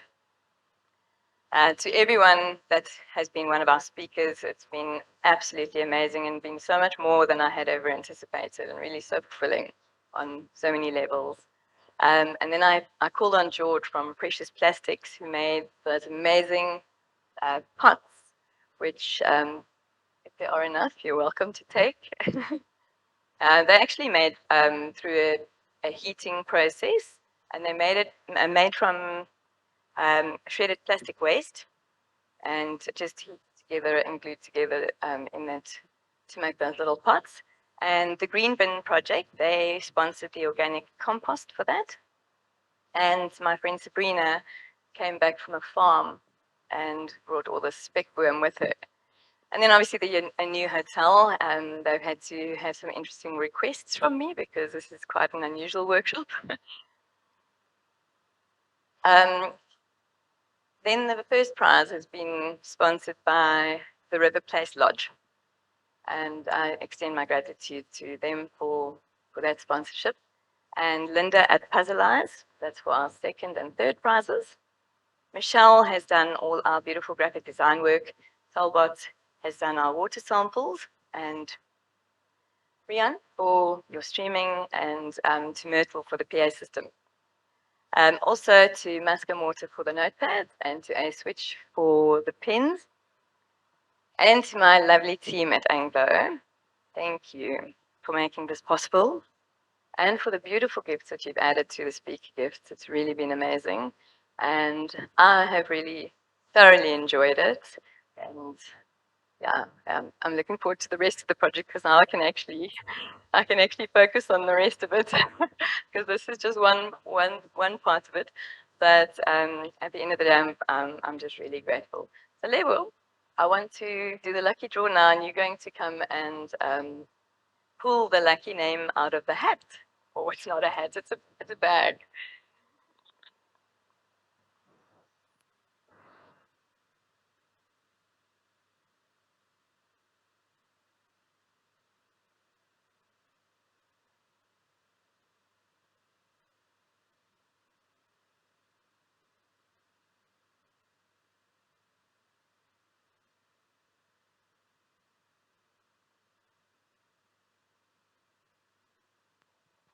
I really hope that the winners are here.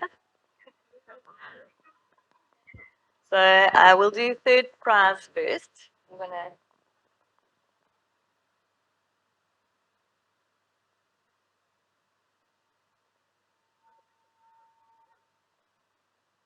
Pelelani. Is Pelelani still here? Is he here? Okay. All right. Well, that's good because then we can just keep it aside. So unless you want to take it for him. Okay. All right. So that's our puzzle. It's that was our first puzzle that was made by Puzzlers. It is natural, yeah, and fully recyclable packaging and all that. All right.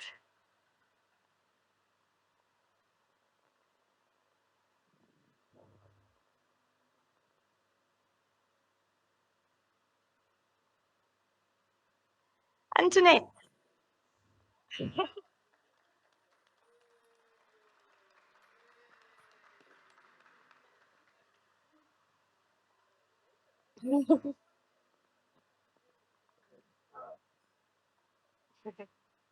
Hold the puzzle up.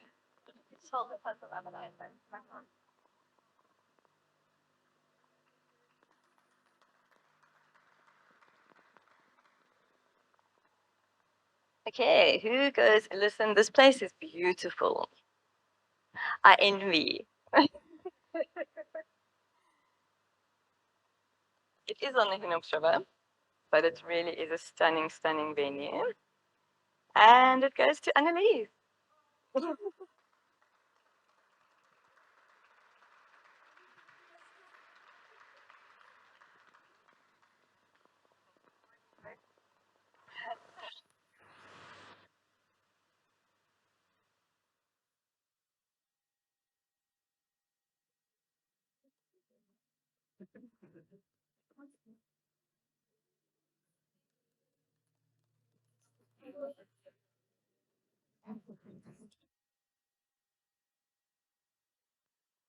Okay, so that brings us to a close. And Kim, I wanted to say thank you to you too for your sample products that you brought.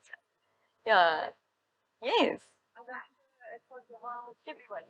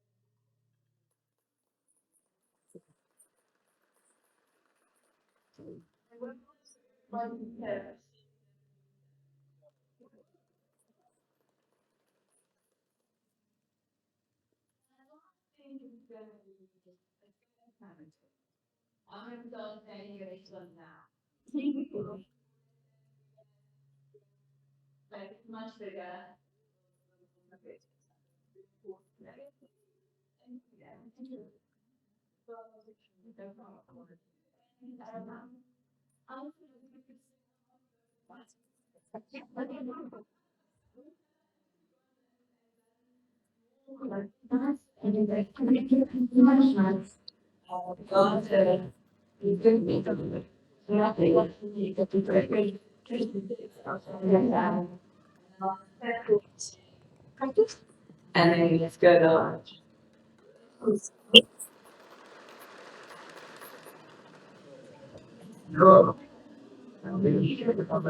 to